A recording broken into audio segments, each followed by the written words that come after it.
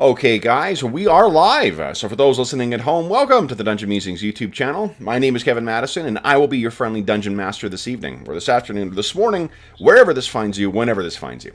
Today, we are carrying on with our ongoing quarantine campaign, playing Advanced Dungeons & Dragons 2nd Edition, my bachelor's cover, playing through the 2013 adventure Legacy of the Crystal Shard.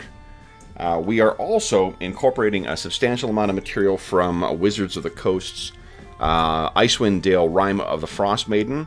So if you are intending on playing Rime of the Frost Maiden, this will contain spoilers, or likely will contain spoilers. We've changed quite a bit of stuff, but if you don't want to have maps or plot points or things like that spoiled for you from Icewind Dale Legacy, Rime of the Frost Maiden, be sure to come back to this at another time. If you don't give a shit about spoilers from Rime of the Frost Maiden, well then let me introduce you to the stars of this campaign, the Quarantine Crusaders themselves. I'll go with the order I got you guys on the screen here. Why don't you tell us who you are, who you're playing, and what level are you currently? First up, we've got Dave, a resident armorsmith. Hey everyone. I clicked on my notes and I'm like, that's not going to tell me much about my character. It just says to be nice to John. Always good advice. Lex Wiltshire is my character I am playing, and I can't talk, and he is level 7. Need more tea. It's early. He is a half-elven ranger of Myliki, who's like a forest goddess, and that's about it. Good stuff. Next up is Mo. Hi, I'm Morris. I'm playing Thomas Branner, who is an 8th-level human fighter. Nice. And last but certainly not least is Andrew. Hello everyone. I'm playing Kola Hammerstone, a dwarven priest of Clangeddon Silverbeard of the 7th level. Very nice. Now guys, last session we actually picked up a bit of a time jump. It was, I think, a month or so after our previous session. I'm going to bring us over to a map, and I'm going to ask you guys to tell Dave, in particular, what happened last time. Oh yeah, the shack. So yeah, we were trying. Oh, I actually forget where we were going. We had seen a plume of smoke rising up in the hills nearby, so we went to investigate. Yep. And we came upon this old hunting lodge that we discovered. Seemed rather ramshackle. It's not in good shape. It had clearly been burned fairly recently. The roof, in particular, had been burnt up, but the structure was more or less sound. But it seemed to have been abandoned. The wood had been frozen over, firewood that is, but there were tracks, evidence of some fairly recent activity. Went in, investigated, and someone nearly fell through the floor into the cavern below. Yep. Not cavern, but the canyon below. Yep. Who was that? Was that Falcarol? It was either him or Gorwin, I think. Then Gorwin, actually. I think so. Yeah.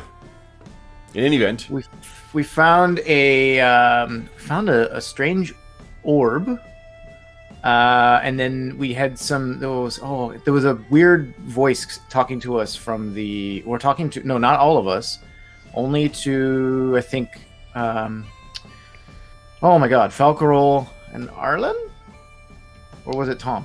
I think that it was Falcarol and Tom that were going over to investigate that separate room there. Right. And yes, they definitely heard that voice. There was a strange voice. And yeah, we found the orb, but I forget. Oh, and there was a letter. There had been 2 people doing some research here. One of whom seemed to be a little bit more like obsessed about their work. Yep. Oh god. Here's the letter. If you want to read it. The letter. So that we found this letter. They had a bit of a falling out, and one of them, Copper, decided to leave while he still could. And then honestly, I'm drawing a blank on a lot of the rest. So there was a corpse that you found in there as well, too, that had an object with it that you guys identified. An amulet, right? Of the... An orb. This was the orb. I was this right. Is it, yeah. Right. I remember thinking it was the black ice at first. Jealously. I think we identified it, but we couldn't... I know that there was some discussion about whether or not we could read what was on it. It was a mixture of religion checks and such.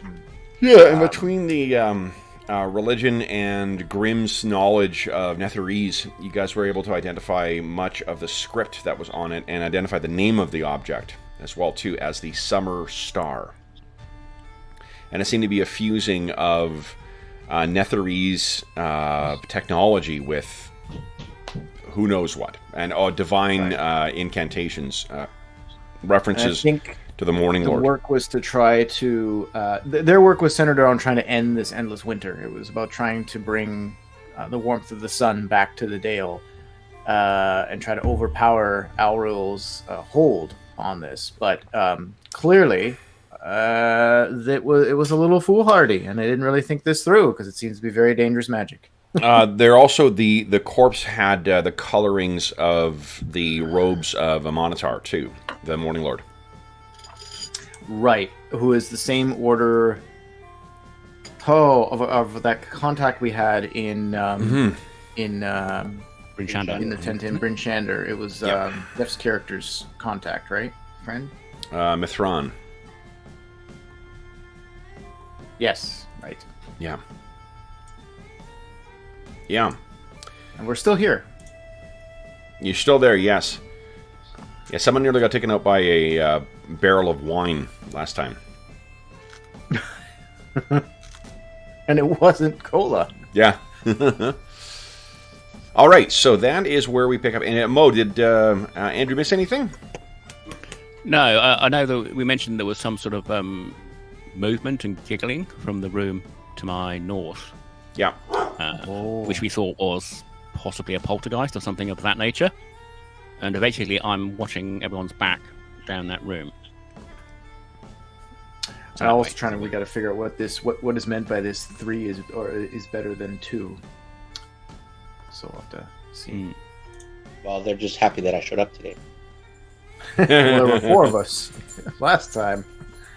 I wonder if it's the fact that that Morning Star is that if that is an actual representation of what it looks like, then there are 2 bands going around that stone. So I wonder if maybe the theory was that they need a 3rd band to contain it or something. I don't know, but that could be too literal. Okay. So then, guys, maybe there was a 3rd party in the romance. Oh, one thing. This is as well the cabin itself is up on stilts. So this is not. It's not flush with the ground floor. It's actually fairly high up. 20 feet, I believe. The weak floor makes it even more treacherous. Oh yeah, and before you guys went in, Grimm gave because Grimm's past life was as a carpenter. He gave a kind of a careful once over for the thing, and realized that oh shit, this is what do you call it? That this is there's patches of this floor that are so weak as to give way, but otherwise it was strong. The area that's marked as weak floor was not actually marked before. Everyone was just kind of carefully avoiding that area. But, in any event. Now, guys. Move these down here. Alright. So. What do you guys intend on doing? And Gorwin was also exploring in that other room, and he found a little, clay representation, or clay-like figurine, but it seemed remarkably lifelike. So this door here leads to where? That leads outside and has not actually been opened. Okay, and have we gone through here? That's how actually the window that everyone got in. This is the one we came in? Yeah. Okay. And then this one we're guarding from the poltergeist. These ones are the ones that we went through?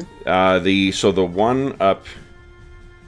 Let me get no stamping here. The one up here leads to apparently like a small larder, and there's wine barrels listed in there. There's a bunch of wine on the floor, or empty wine bottles on the ground around the study area too. And in here, this is sort of the laboratory where whoever this person was working, because there's blueprints. Pinging? What's that, Dave? Are you pinging something as you talk? Because you keep saying in here, but... I pointed you. You may have looked away. Oh, I'm on the wrong layer. Hold on. I'll bet you. Yeah, here we go. There we go. That'll help. So right here, there we go. This is the larder. Here we go. In here. This up here one. is the laboratory. And in there, that's where that strange... Let me just read you the description again, because it was pretty interesting. And Dave, there was also this over here. We've explored this room already. It's a workshop. Yeah, actually, Cola got some tools. Some tools for working with metal. That room did not connect with the rest of the cabin as well. Okay, so the laboratory up here. This room contains a fireplace, 2 empty bookshelves, and tacked to the walls and strewn across the floor were frost-covered blueprints. And then face down on the floor next to one of the blueprints was a tiny man made of clay. Tiny man made of clay. Yeah, and the way that it felt like as if it was a person. Like its arms were slightly akimbo and kind of splayed out. Like it didn't fall like the way like a doll would, say. Right. And I think that what Grimm had suggested, or Grimm and what's his name, Gorwin, sorted out, is that like that actually might have been when the bones outside the body, when he was alive, this may have been his homunculus, which is a kind of magical construct to assist with laboratory tasks, as it were.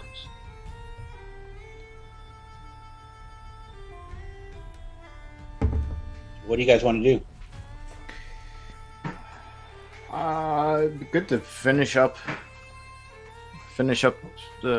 see these other two. Well, we've already been inside the one with the wine.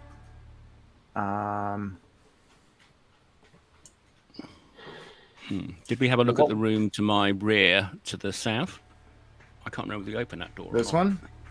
Yeah. I don't think we did. All right. Well, I'll. It would take too much time for us to. I mean, this wine would be worth something. It's imported, but we don't have the ability to. We just we'll come back later. Kev, I can see that. I know. Oh, okay. Yeah. In case you were hoping I couldn't. No. Revealing for a very distinct purpose. So, Kolos, you spy outside. Standing out there is something you did not see before. You can hear, now that your attention is outside, the sound of griffins squawking and trying to take flight. But you recognize the type of creature that stands before you. Well, I'm gonna, if that's the case, if I have the opportunity to do so, I'm gonna quickly look away and do this. Look away from the window and just, hey, yeah, everybody, shh. We've got some of our walker friends out there. Roll 20. It's there we go. It's only half displaying some of these things. Whatever update they put through most recently has just really fucked a lot of stuff up. Jeez. So anyway, that's I shared the illustration with you. I wonder if I can actually see dots again.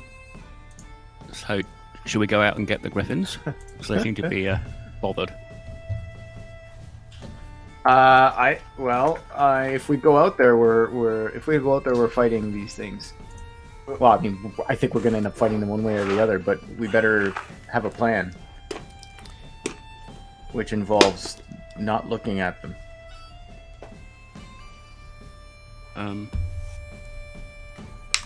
Let's make this decision a little easier, guys. I'm getting out my dice. We're going to roll some initiative. Let's draw some swords. I was going to say. Why are we sitting here? Nothing focuses the attention like the sound of an initiative roll. Okay. All right, and let me grab my dice. Okay. Then, guys, let's have everyone decide what they want to do with their round, and then Dave will start. You were both the one who missed last session and the furthest one on the left, so we'll start with you. Everyone decide what you want to do with your round, and then Dave kind of beat my 8. So I'm rolling D10? A D10, please, yeah. What do I do here? The D6? D10? 7. Ooh, interesting. All right. Yeah. But, Balrogar. Okay. All right, let me change up our music as well, too. Yeah, a calming battle would be.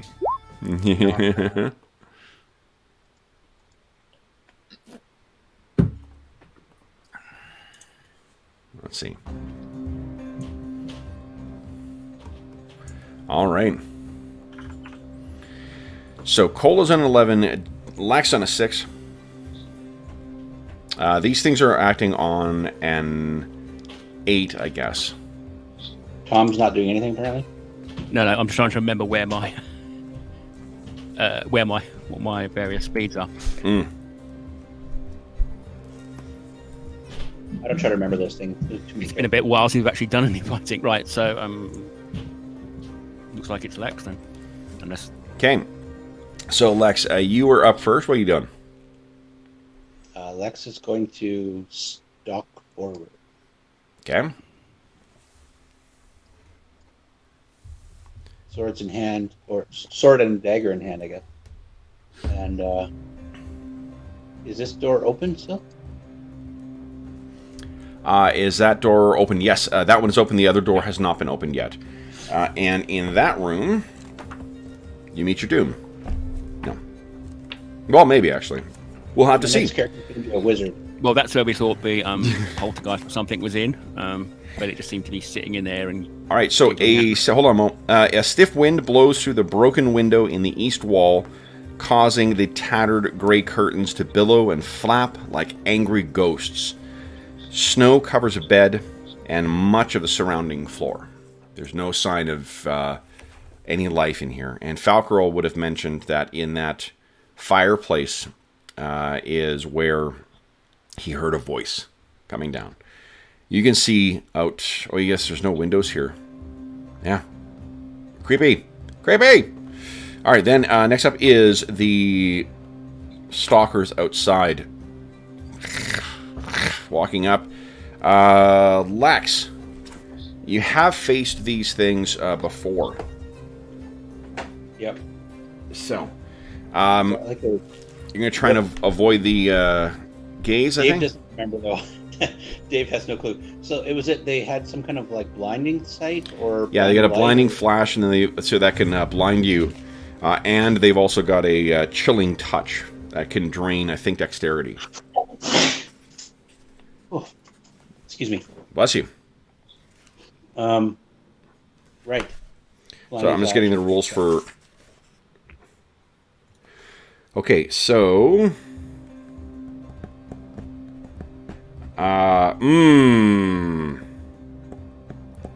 So, Dave, give me a percentile roll, please. I'm going to say, for now, because you didn't expect to hear that thing outside, 50% chance of you hearing it. Shit. Okay. Yeah, so that's, you accidentally meet, and you're like, shit, and trying to look away. I need a save versus spells from you, please.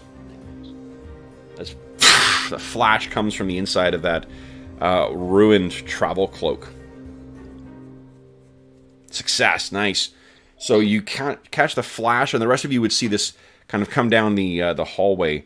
I don't think you... Oh, Tom, you were in perfect spot for that, because you were just out of reach.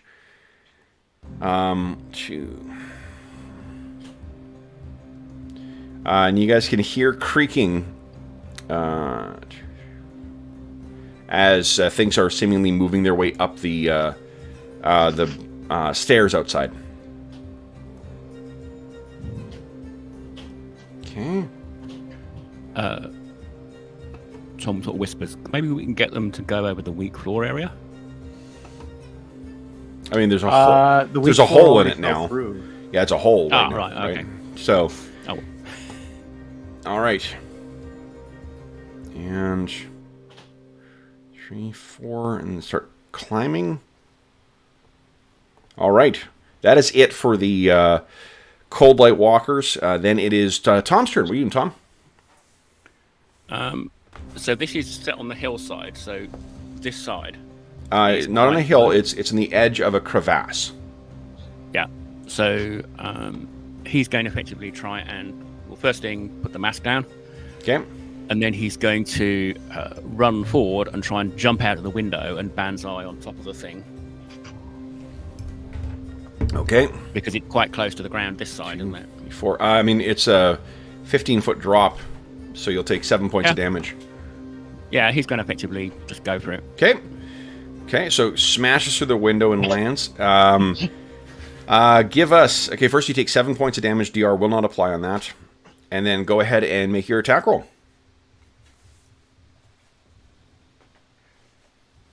Right. Another use longsword.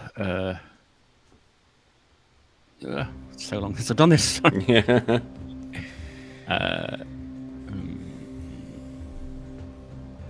Okay. Yeah, I think that'll be a hit. Yep, that's a hit. Go ahead and roll damage. They are medium, aren't they? Exactly. And it's a +2 sword. All right. So let me set the health bar on 1. Can't tell you how happy I'm to see the... I can mark tokens again now. That's awesome. Okay.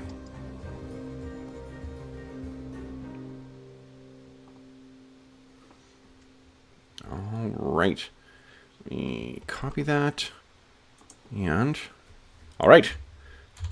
So yeah, you hit that first. All right. Then it is... Cola's turn. What are you doing, Cola?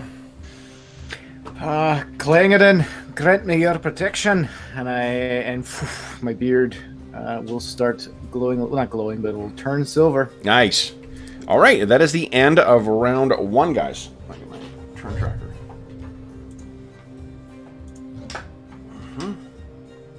On to round 2. All right, everyone decide what you want to do with your round, and then Dave, you're still kicking my ass here. Dave, would you kindly beat my 7? I don't know if kicking your ass was really an accurate description, but I'll take it for at least 1 round. Yeah, keeping it within 1. Still kicking your ass, Kevin. Yep. I think that's the phrase. I'm acting on a 10.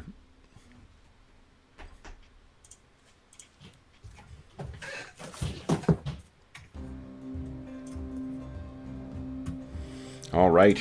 So then, first up is Lex. What are you doing, Lex? Well, Lex isn't going to jump out the window that Tom just jumped out because it doesn't look like he has a whole lot of room. So he's going to swing through here, climb up onto the bed, take a peek out the window. Yep.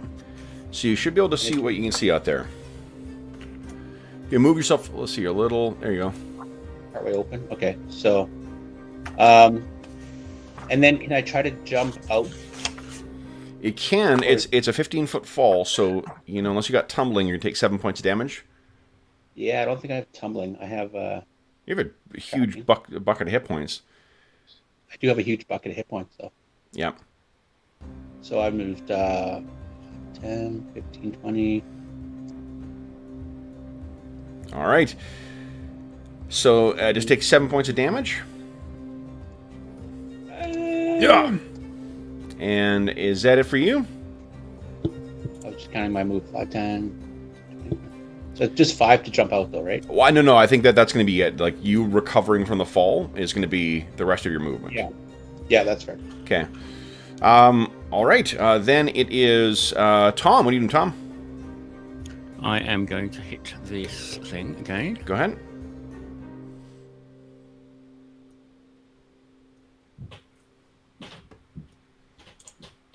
Okay, solid hit again. Go ahead and roll damage. Medium-sized creature. Nice. Whack. Again. Alrighty. Then, Tom, I need... Oh, boy. 1, 2, 3... Yeah, I need 3 saves versus... 3 saves versus spell for you, and I need 2 from Lex.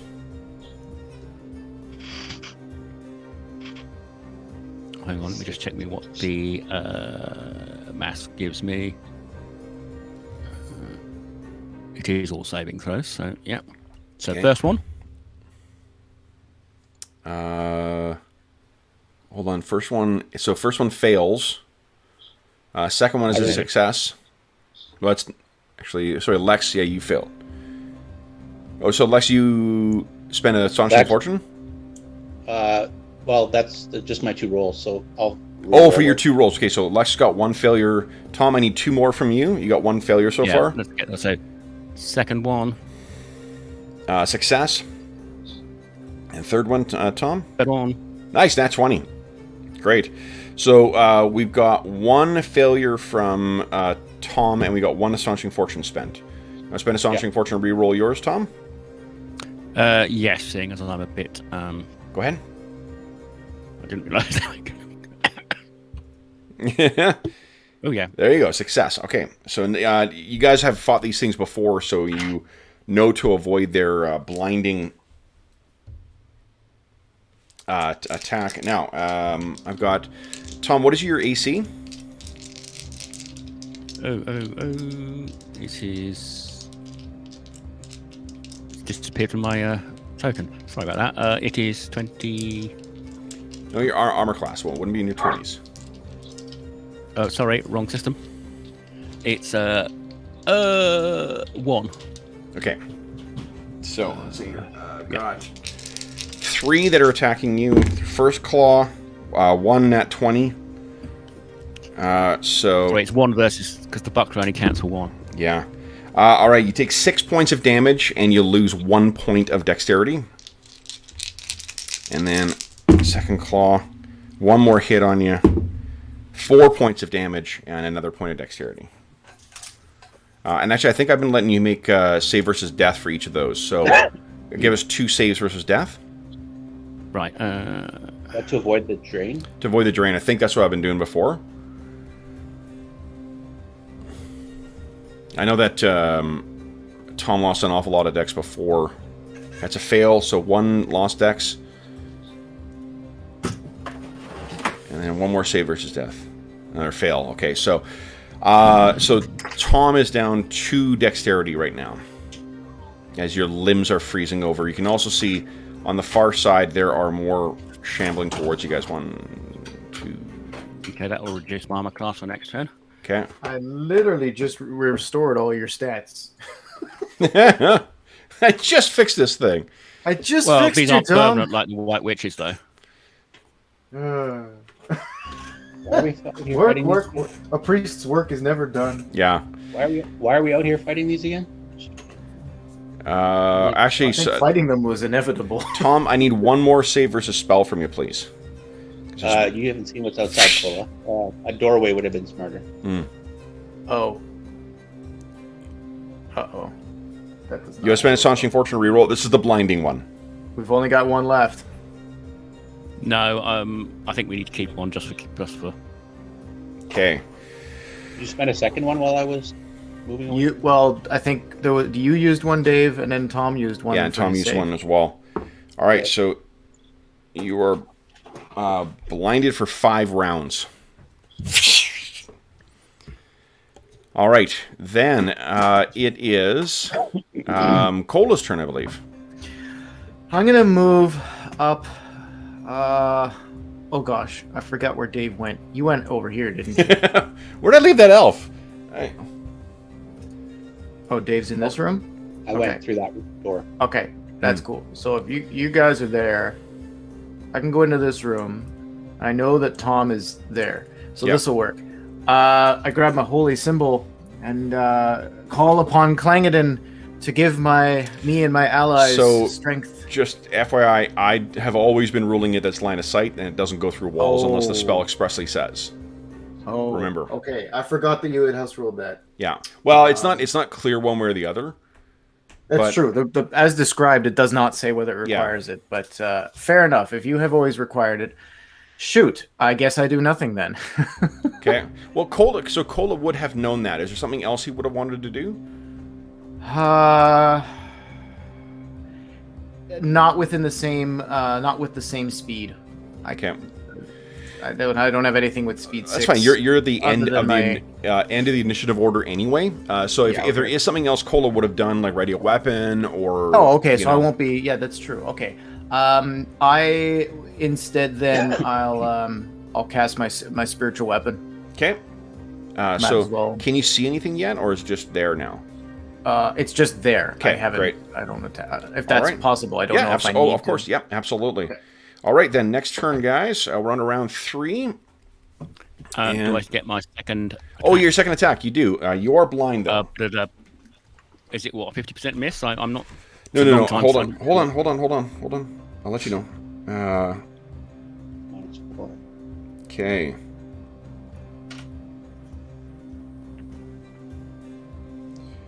Be -4 to your attack roll. So go ahead. That still is a hit. Go ahead and roll damage.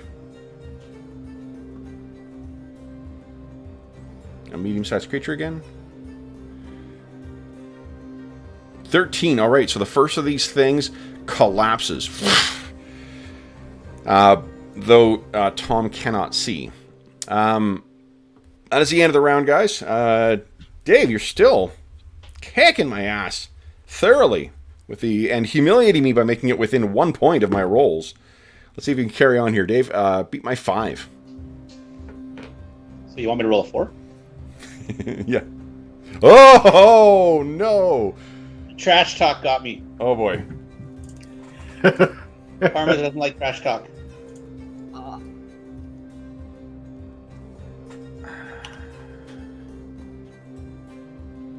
Okay. Oh, Andrew, you're stupid. What'd you do? We're not gonna argue. What? Thanks, guys. I just realized, like, I had more movement yet. I only moved like 2 squares. Like, could I have made an argument that if I look out the window here, I could see my allies? Well, so if you didn't move 2 squares because you were in the room. Oh, actually, you're right. I was here, so I did move my 4. Yeah, I think okay, never mind. You got, right, I didn't have you got tiny legs. But can I see through the window? You can't see through the window. It's just that you can't see anything, any viable targets out there. No. I just meant, like, if on this turn, if I were to go up to the window and look out, could I try it this turn, my prayer? Yes, absolutely. Okay, yeah. Cool. Yeah, just so I'd put in the right initiative order. Yeah. Yep. Okay. Sorry, guys. I'm trying to quickly find a reminder of I think that you lose your dex bonus if you're blind. Well, I don't have one anymore, I don't think. Oh, so that so my armor class is now 19. Well, it wouldn't be 19 because that makes, again, Mo, like we're playing 2nd edition D&D. If you got a 19. 2. Okay. Sorry, I've been doing Pathfinder twice this week. That's okay. I'm still in that mode. All right. Yeah, it's been like a month since I've played AD&D too, so I'm a little rusty. A 19 AC if I start quoting my gnomes, AC 28. A 19 AC would mean most creatures could hit you on a 1, right? Yep. Yeah, it's basically everything would hit you. Yeah. All right, let's see here.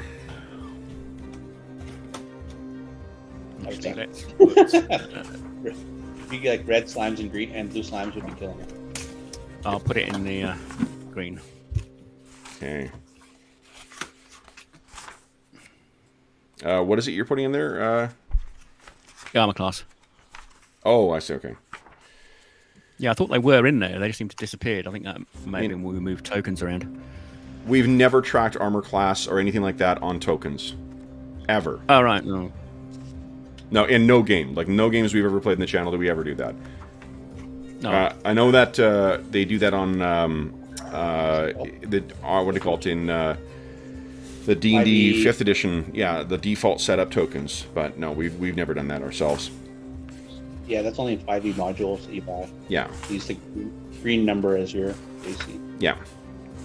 Yeah, sorry, guys, I'm trying to find the attacking... You know, fuck it, I'll just make a ruling and I'll look it up later. I can't find the answer easily. All right, so your armor class is currently a 2, is that right? Tom? Yep. Okay. Well, 2 for the first one because it's only a buckler. So. Yeah, you can't see these things. I have no... I don't think you would ever have any idea of placing that buckler properly. All right, so then the others are going to come in and try and... One is, Lex, I need another save versus spell from you, please. It's a Pulse of Light. Frack, I was just going to say I'm going to close my eyes. But No, so that's fine. So what you could do, Dave, just give me... If you're planning on attacking these things, if you're not going to attack them and you're just looking away, then that's fine. You're not going to be subject to it. If you plan on attacking them or like moving in their direction or whatnot, there's still a 20% chance of you seeing them.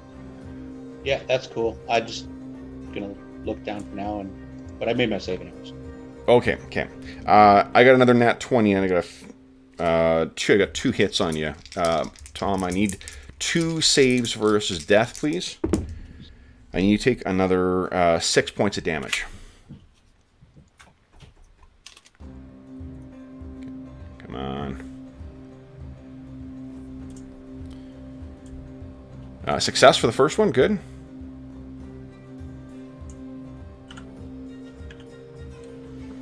And fail in the second one. All right, so you lose another point of dexterity. Okay. You have to have a feast tonight, Cola.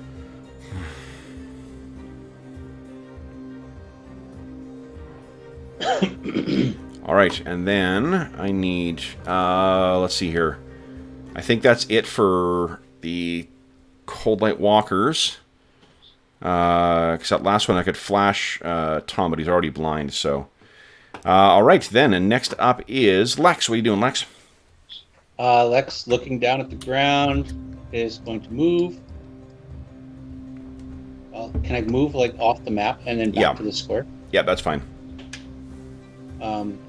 And then attack this Cold Light Walker that's right. So you're not going to get a flanking bonus because Tom's blind. But you can definitely go ahead and make your attack. That's right, we just need to hold the line. Nice, yep. So, oh wait, are you planning on attacking with your longbow? Oh, shoot, wrong button. That's okay. Balrogar. Okay. Balrogar, come on, Balrogar. Yeah, one. Go behind him and say, dodge this. Oh. All right, let's... Dave, go ahead and give us a D20 roll. Yeah, everybody shifts 30 feet to the west. the whole cabin starts falling off the edge. Cola starts falling off the cliff in the cabin. All right. Would you kind of give us a D6 roll as well, Lex? Hey, who wants to bet I can roll a 1 on this too? Here we go. Aw. All right. Do you have something in your offhand? Yep, a dagger of speed. So, unfortunately, from maybe the way this thing is thrashing around, and it's like it's hardened. What do you call it? It's hardened flesh. I need you to give us a save versus paralyzation, please.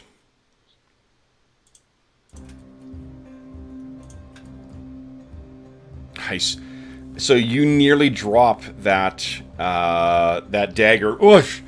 That would have been 2 sessions. 2 sessions of AD&D second in a row. Kevin, it's a hard week when you lose 2 magic items. So let's not go there. It wouldn't have fallen directly in because you're way far back. This is not right at the side. Yeah, those locate spells are getting an awful lot of mileage in both campaigns. All right, so you do get your attack with your dagger speed now too.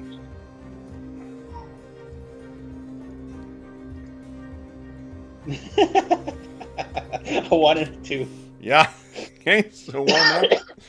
Obviously, it makes sense that you nearly lost it, so you weren't able to make deadly use of your dagger of speed. Then next up is Cola. What are you doing, Cola? Gonna go up to the. Oh no, guys, you moved. Why would you move? I can't see you anymore. Damn it, dwarf! Get out here. I think if you move here, you should be able to see, though, right? I can see Lex. I think if Tom is still like around here, then he's out of my line of sight. But I can get Lex and myself, and I can still see the two Lightwalkers here, so prayer will still have some effect. So yes, this time I'm gonna have it. I'm looking at your line of sight. I'm having it affect one of them. Yeah, there's barely. Yeah, sorry. Yeah, fair. Okay, cool. You're here, right out here in the middle of the melee. But area? if I fall, I'm a heavy dwarf, and gonna hurt. He'll also take damage, which means it'll interrupt his spell. Yeah. So it's either I try to get this off and it helps two of us, or I don't do anything at all. So I'm gonna pray to Clangeddon for strength, and hopefully that will help us. So Luke, what the heck? Lex and Cola +1 to attack, damage, and saves. -1 to all of those to that cold Lightwalker. Excellent. It hisses and writhes in response to that divine curse. All right, so Tom, I believe you get a second attack here now. -4 to hit. What? Yeah, I don't think I've had a first attack, have I? You did, yep. All right, I thought we were on a separate turn. Okay. Right, I'm assuming I'm going to roll randomly if I hit one. I'm just flailing around. Unless you can say I can choose. No, you can. I mean, like, they're all. None of them are. Just for the purpose of the game, it doesn't make a difference because they're all uninjured right now. You're not going to get a flanking bonus because you can't see. We actually didn't do Tom. We went from me dropping the dagger and missing to Cola. Oh, right. Yeah. You guys are before Tom. Right. So, Tom, you get your first attack. Sorry, Tom. Well, first one, which will be a hit. It's a hit. Go ahead and roll damage. Did I remember to cut and paste that? Come on. Boom, I did. 9. Nice. Okay. And again, -4 to hit for the next one, too. Yeah. You didn't apply the -4 to that last one. Remember, you're blind until I say otherwise. It should have been a net -2 I applied. It says -4. It didn't apply it in any event. Okay, so Tom, your second attack?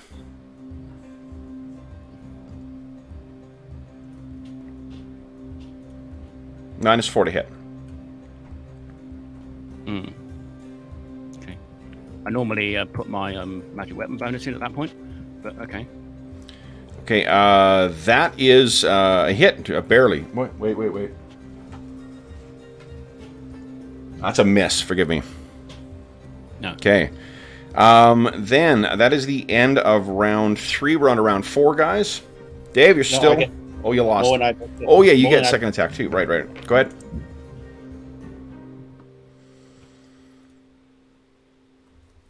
Now, who's rusty with second edition rules? And prayer takes effect immediately. Would this attack benefit from that, or would you have to wait till next turn? Yep, it would take... Because prayer's not a... Wait, is prayer a full round spell, or is it a casting time spell? Casting time? Okay. It's a casting time spell, yeah. It's not like Bless. Yep. So both of those hit. Let's go ahead and roll damage. Nice. And roll damage for the second one. Dagger speed. Yeah. Cancel. Damn it.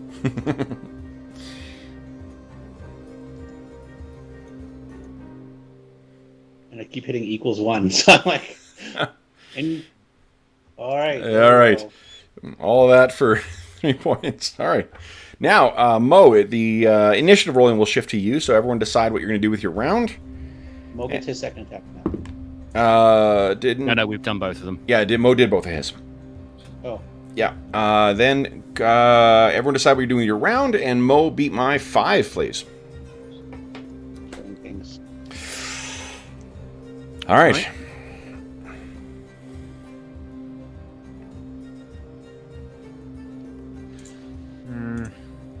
Shit, what's the speed of that again? All right, so then, Lex, I need. Oh, it's 6. Okay. Jeez. I guess 3 saves from you, please. Save versus spells. Those lights are pulsing in. And remember, you get the prayer bonus on that as well. Shh. That 1. Prayer's not going to help. Okay. Nope. Damn. Am I triple blinded, or should I just stop rolling saves? You can just stop. Well, what it'll keep rolling, because I mean, I get to keep rolling. It'll take the worst of the results. Currently, you're blinded for 5 rounds. Oof. Make that 6 rounds. That's a success. Okay, so you're blinded for 6 rounds. Then we got on. I got 2 attacks on Tom. Neither of those is a hit for the first claw. 1 hit for the second. I need a save versus death from you, please. 1 point of damage. DR, is that DR will apply. DR? Yep, but the drain will still happen, though.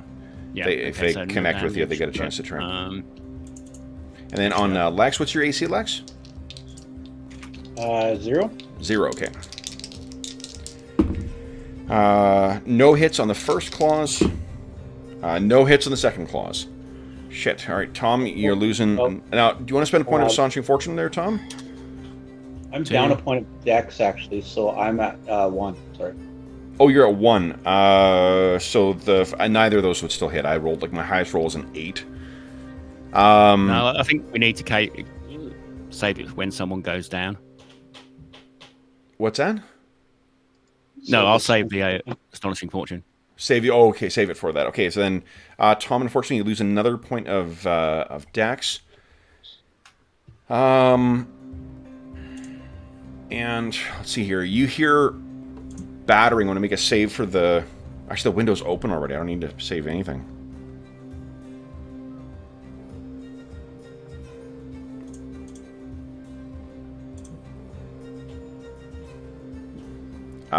Cola, you can hear footprints or footfalls and creaking of floorboards behind you. Coming from the hallway. Then it is Lex's turn. What are you doing, Lex? Fighting. Now you have blind fighting, don't you? No, I think Drune does. Okay. Then -4 to hit. Go ahead and make your... I think I inputted my initiative wrong. I think I'm a 17. Okay. Not 16. So I think I'm last anyway. Jesus, is that with a -4 still? -3 total with the prayer. Oh, with the prayer, yes. Yeah. Okay, yeah, so those are 2 solid hits. Go ahead and roll damage.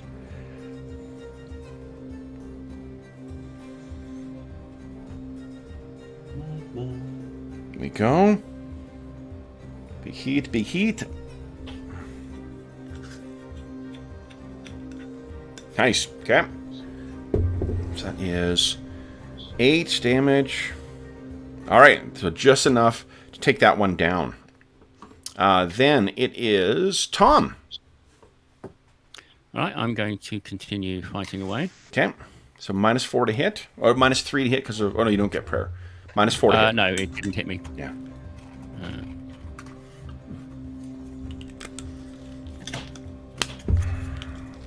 Okay, here we go. Come on. Ugh. That is unfortunately a miss. Then it is Cola. What are you doing, Cola? I am seeing all my friends in the terrible situation we're in. I get angry and I call upon Clangadin to give me speed and strength, and I cast Axe Storm of Clangadin. Oh, is this new? Uncovered This is a Blender. new 4th level spell that I gained only very recently, but haven't had a chance to use it, and it seems very appropriate. Have you looked at the duration, though? It is Really 3 short. rounds. Yeah. Very short. So, Okay. that's fine. I have Just I like still you. have- Ha ha ha. All right. Low hanging fruit. All right. Take it 2 rounds to get into the combat. So no, I have because I still have spiritual weapon out. Oh, well, remember that's concentration. If spiritual weapon, if you're not concentrating on spiritual weapon, it goes away. Yeah. And if you're only moving at 10, it's going to take you 2 rounds to get into the combat. So you're going to have 1 round of Axe Karmaklangadin. Oh, I had. Okay, then I'm totally screwing up here. I had remembered that thought that I was able to act while I still had spiritual weapon up. No, spiritual. But the way we've always rolled spiritual weapon is like it's like you've got a ranged attack. You know, you just that's what you have to be doing with your round. Right. Okay. Yep. Damn. I'm just but again, like Cola would know that. So would he have dropped? Spiritual weapon doesn't seem to be doing an awful lot right now anyway. And if you feel that Axe Storm of Clangadin is a more effective use of your abilities, then or you can. What are you thinking? Shit. Well, no, it wouldn't because it's too short. I had done that assuming that I could still target these Kobold walkers from the window. Because my plan had been to just stay here and use the spiritual weapon. Because moving and going down there is not going to do me any good. Because it'll take too much time and I won't be able to cast anything. So I wouldn't have cast it then. I guess I just would have attacked with a spiritual weapon. Then please do. So we're still waiting for the inaugural. I think you can still see that one. Yeah, you can definitely see that one south of Lex. Okay. All right.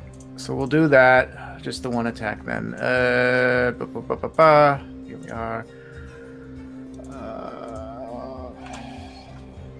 Go. Oh, nat 1. Are you kidding With me? a ranged attack going into melee. Ow. Go ahead and roll damage. God damn it.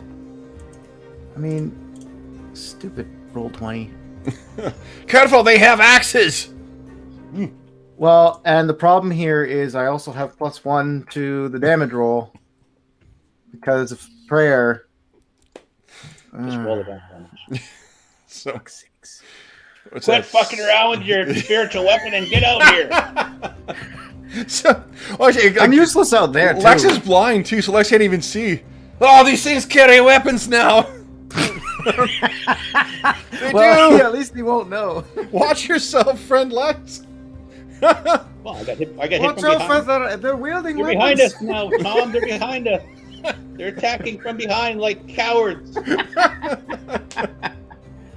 Oh, God. Okay, so then we have Lex's second volley. They attack the axe. I attack the foe from behind. Yeah. While I'm doing this, let me replace everyone with ones with hit points. There we go. All right. That is a hit. Go ahead and roll damage. Is that with the -3? My goodness. Huge bonus to hit, guys. That's awesome. And then there we go. There we go. All right. We got everyone set up with a hit dice bar. Okay. Your damage on that one, Dave? Oh, hit with your... Okay, do you need a second one? Yep, go ahead and roll damage on each.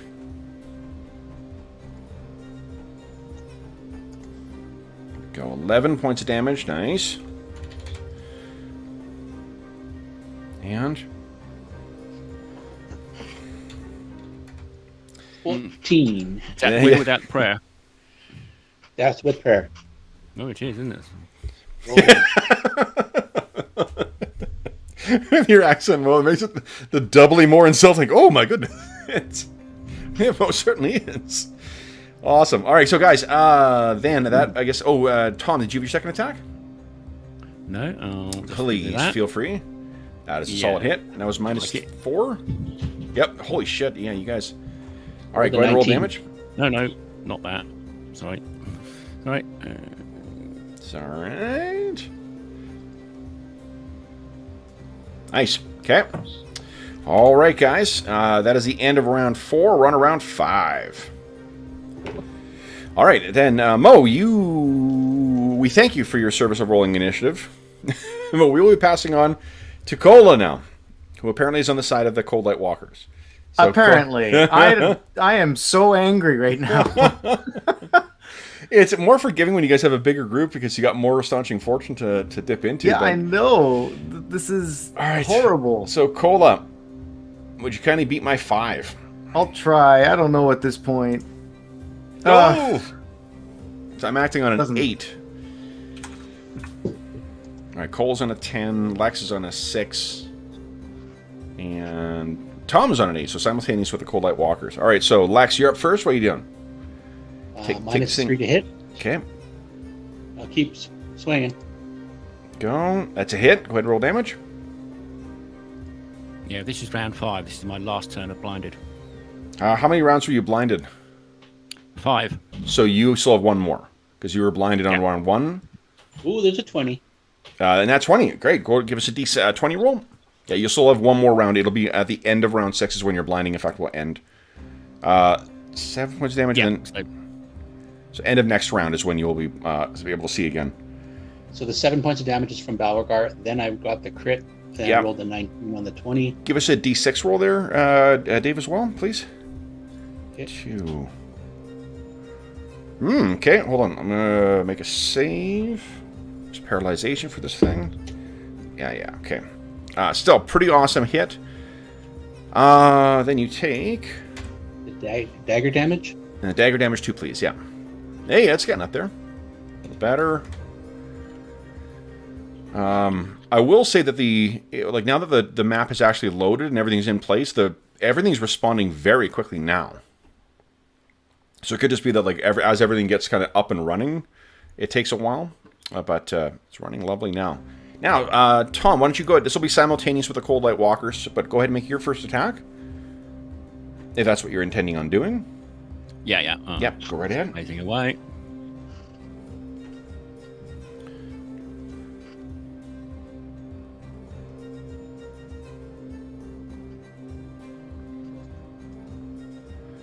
Yes, that is a hit.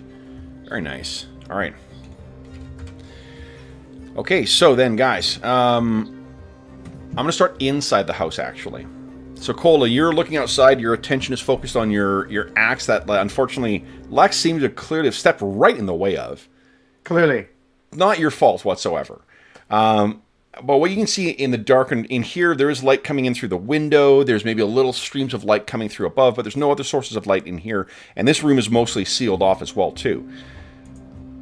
Which means, just like you were watching someone with, giant cop, flashlights outside, you can see light flickering around outside. Let me slowly go step by step here for you.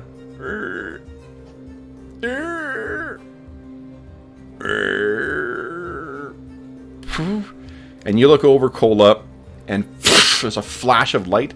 I need a save versus spell from you, please. So much for my plan this turn. Okay. Versus spells. I still have +1. Prayer. I needed it. Nice, okay. And then a second one pulses as it comes in. Oh, okay. One more save, please.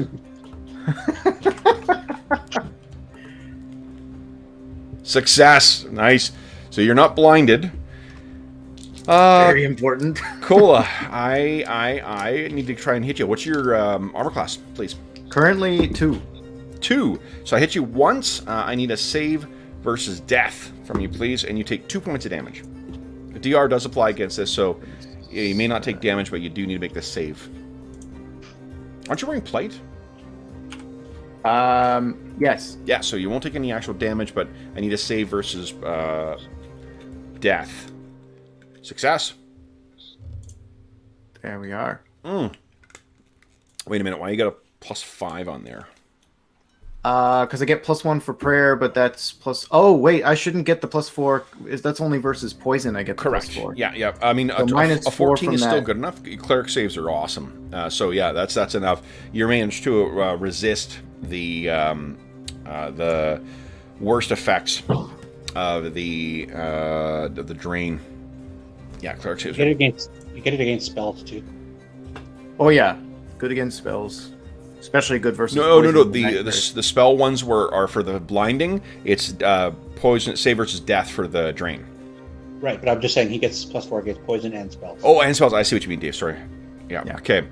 All right. Then outside. Oh, actually, let's creek. There's another one coming in. Coming in through the walls. All right. So then, let's move these guys up here. Boom. I suppose I could still try to do. So we got on Tom. Neither of those are a hit. Tom, are you blind still? He is. One more round. So 1 point of damage on Tom, and then I need a save versus death from you, please. 20. Okay. Okay, so then I only get 1 hit on Lex as well. Lex, you take 5 points of damage. I need a save from you as well. Please. Jeez. Okay, so Tom's... Wow, that was a 60-point attack, Kev. That was pretty solid. Yeah.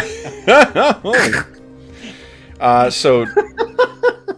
Tom, you lose another point of dexterity. And death save? Death save from you, please, yeah.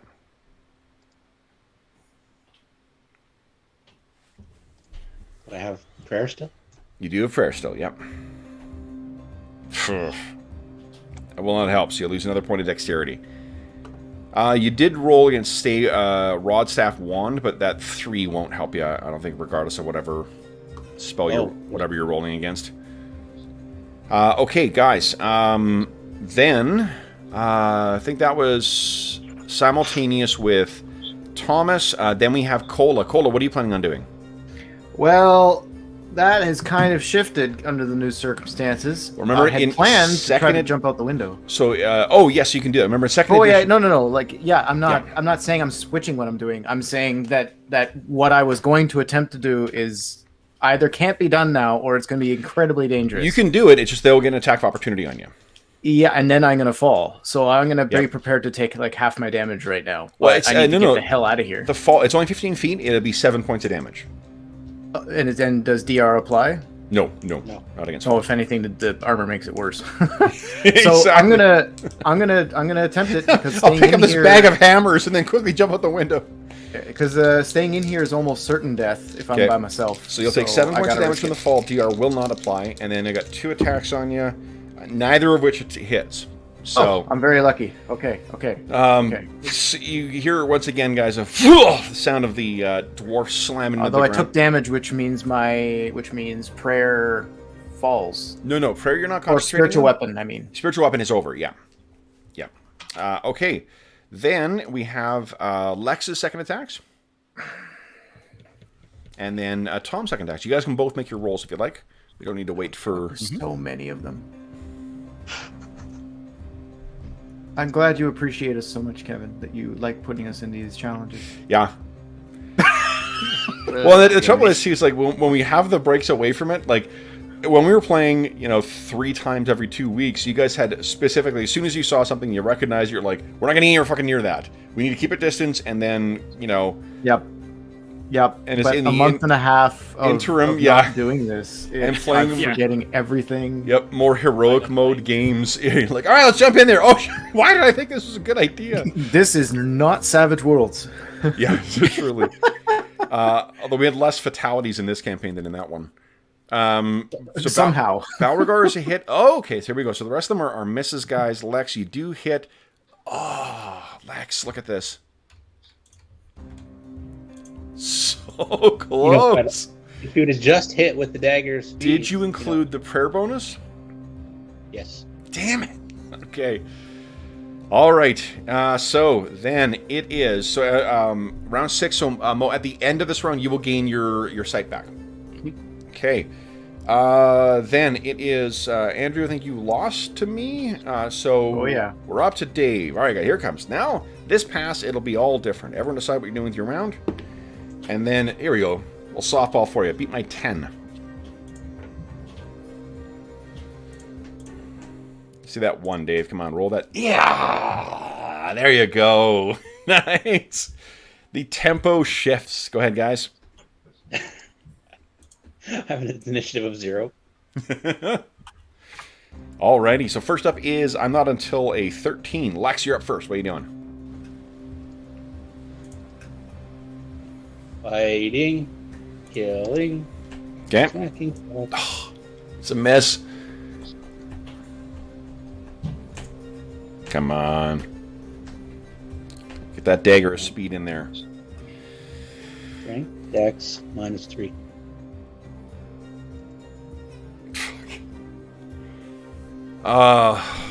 Okay. So unfortunately, it seems this thing is trying to hang around, and none of your blades are able to make contact. Tom, you're up next. What are you doing? I'm gonna hit. Hit. Yep. Hit. Go ahead and roll damage. Medium-sized creature. Solid hit. Another one down.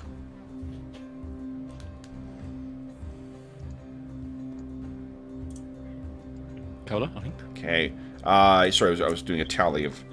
Make sure I remember how many there were. All right. Cola, you're up next. I'm going to go over here. Okay. And I'm going to attack the one here. Okay, go ahead. Just regular, no spiritual nothing, just my Axe Logador. Yep. Let's go. Boom, boom, boom. Prayer is still up. Although I need to double check. I think this is the last round of prayer. Okay. What round did you... That's a hit. Go ahead and roll damage.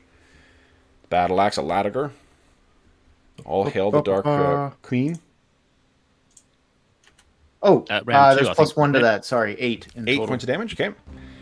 I've mentioned that his skin is slowly shifting into being a darker hue, right? I'm just kidding. Axe of Latigar. There is an axe in 2nd edition that slowly transforms your character into a dwarf if you use it. So I will naturally become a Duragar instead? Yeah, exactly. I can't become a dwarf. I can become an evil dwarf. Yeah, you can. Okay, or at least a dwarf from an evil culture. Then it is their turn. So 1 round per level. So 7 rounds prayer lasts. Okay. I think I cast Silverbeard, and then I didn't, and I cast Spiritual Weapon. So it was on round 3 that I cast prayer. I forget what round 3 you did. Sorry, how many rounds does it last? It lasts 1 round per level, so 7 in my case, and Okay. I cast it on round 3. So round 10 is when we know it'll be over. All right. Which one are we on? We are on round 6. Okay. Oh, okay. So prayer, we still got 4. Okay. Now, okay. I need, let's see here, from Cola. Or- I need 1, 2, 3, 4, 5, 4 saves versus spell, please. Woohoo! I just wonder if we had really shiny shields, we could reflect it back on them. Do they seem to have eyes or heads? No. Yeah. Okay, there's 1. 1.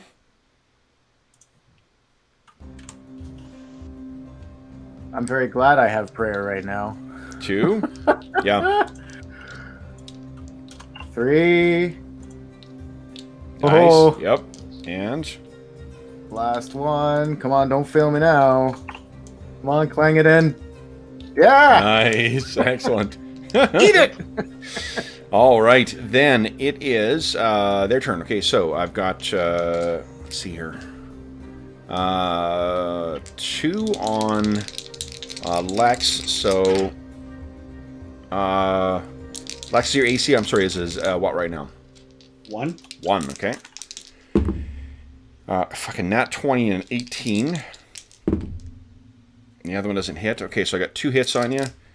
You take 1 point of damage and 4 points of damage, and I need 2 saves versus death from you, please. And then against... Tom, you're actually able to keep them at bay. Sorry, You Kev, were what not... was the damage? Say again? What was the damage, sir? Damage was a 3 and a 4, unless I've moved my dice. I mean, did I say something different, guys? I don't think I moved the d6s, but it's 3 damage and 4 damage. Okay. And then 2 saves. Come I was on. scrolling for my saves, and I. Oh, sure. Yeah, no, it's no trouble, Dave. Sorry, I should have. I think I've left the dice where they are. That's one of the upsides with these metal dice, but These are death magic saves. yes, please.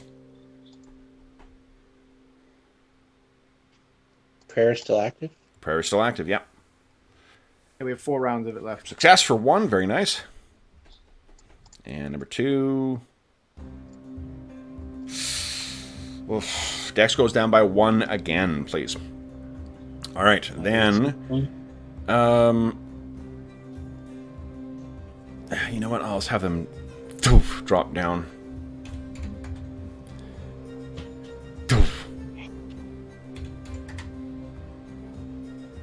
Okay. Alrighty, that is the end of the round, guys. Tom, you blinking. Well, you make your last attack here first, and then you will have your sight come back. Tom, that is a hit. Go ahead and roll damage.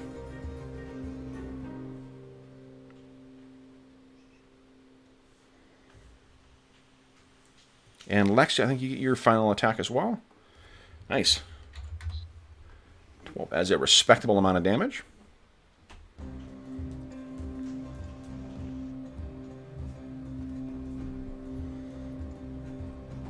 Yes. All right, so I'm just going to count that as the damage to that last one is down. And then make your dagger speed attack. It's 3. Nope. Oh, there's a 1. Roll a d20 for me, please. I like that, Kev. That's fun. Let's go to a table. Can we go to a table? I think. Yes, I love me some tables. Oh. Flame strike right now would be awesome. We could play a flame strike here. Because he can't. Oh boy! Oh boy! Oh boy! If I had flame strike, I do not. I don't even have access to it. All right. No fire for Clangeddon. Yep. Which is sad. I really wish. Dave, fire and sorry. Give us a. What is the bonus on your dagger speed? +1. I can see on the thing there. Dave, would you kindly give us a d20 roll? You want to roll 6 or higher. So your timing of the second attack, I think, is poorly timed with Cola's swing, and your sword or your dagger is hit by his swing, and you can feel it all the way up. And for a split second, you worry that the blade may be damaged, but thankfully it is not. But sparks fly off of that. Guys, we're on to round 7. And Tom, you can... Whether now they're fighting with weapons. Happy. I look over at Lex. Oh, yes, that's good to know. All right. So, Tom, your vision is back, and you can see what horrors surround you. Guys, let's roll initiative. So, we're on to round 7. Dave, I think you kicked my ass last round, so we're carrying on with you. This time, though, beat my 2. Oof. I'm on a 5 for my attacks. I kind of think... I'm wondering if maybe this now it'd be worth doing. Okay. We'll do that. Low initiative, why not? Excellent. So long as you don't get hit. So, Lex, you're up first. What are you doing? Going to keep swinging at hopefully not Cola. No. Okay. This whole blinded thing sucks, guys. Yep. So that's a miss. Going with your second attack. That is a hit. Go ahead and roll damage.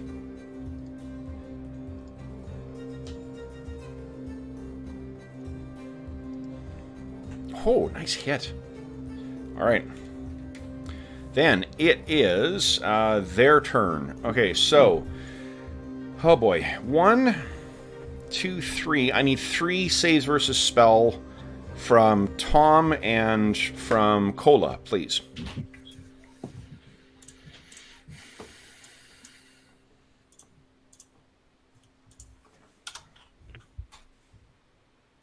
Ugh. Okay. Probably all I need. Ugh. If I fail even one of the... Oh, no! All right, so I'm rolling twice and taking the worst results for Cola and only once for Tom.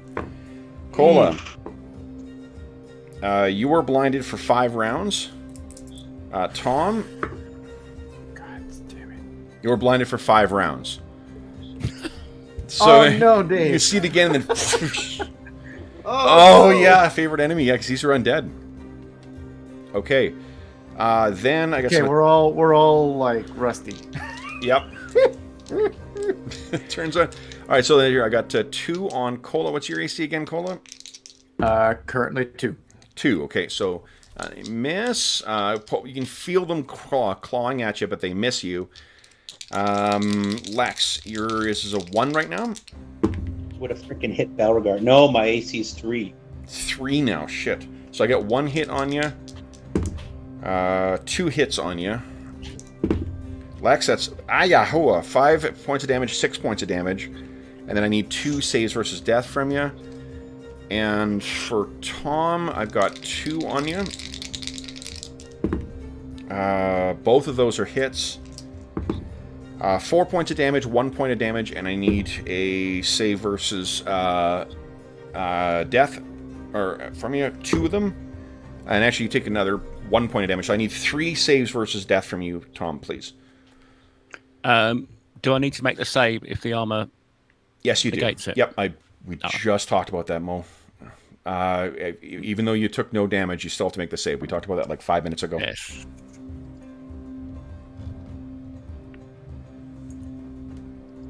Success, nice, Lex. Success, nice, Tom. Nat 20 for Lex, very good. Nat 20 for Tom, nicely done. So is it 2 or 3 I needed? 3 you need, please.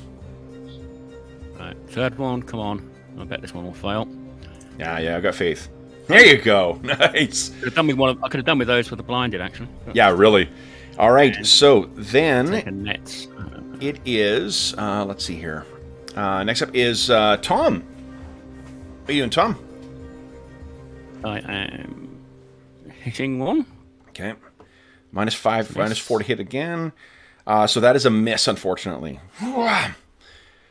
Then it is Cola's turn. Cola, did you take damage this round? From the stair. Sorry, I missed the. No, so you were affected by a spell, but you weren't actually damaged. You can still get your spell off, you just can't see. Oh, okay. Well then, yeah, I'm casting Axe Storm of Clangeddon this round now instead. So, yeah, Dave, I wouldn't celebrate. I'm blind, so that could backfire on us very quickly. And he's okay. Then, that is it. First pass is done. Lex, you get your second attack. Hit. Go ahead and roll damage.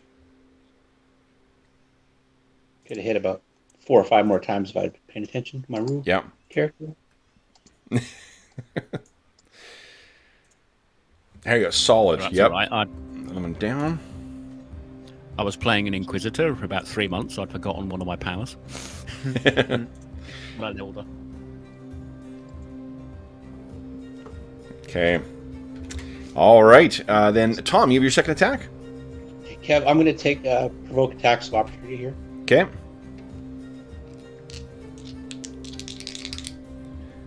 Let's see here.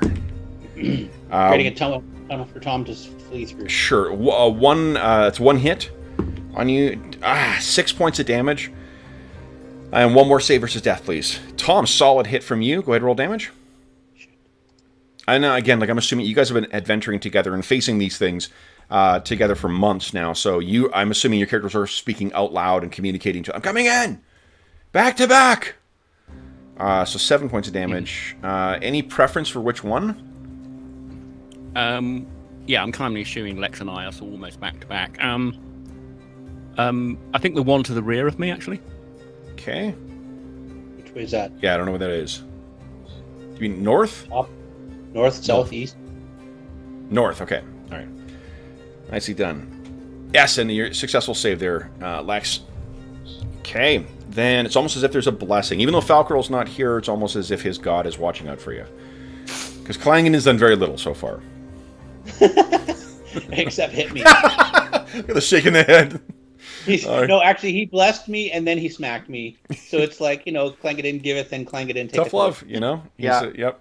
Yeah, I have been absolutely useless this fight. Clangeddon, the abusive Allfather. Time to shine, Cola. Okay. Now, hopefully, yeah. I believe that brings us to the end of the round, guys. We're on to round 8. So then, Mo, we're transferring to you now. Everyone decide what you want to do with your round. And then, cheapers. Mo, beat my 1. I'm on a 4.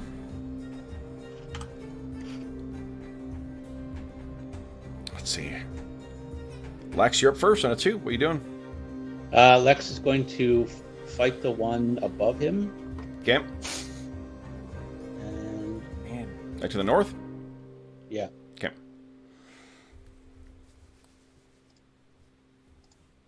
You make your attack. -4 to hit. -4 to hit, but +4 for ranger, +1 bonus for prayer. So net 1. Hit. Go ahead and roll damage. Or you can roll both attacks if you want, David. I know you've been doing it that way thus far. Yep, that's 2 hits. Go ahead and roll damage.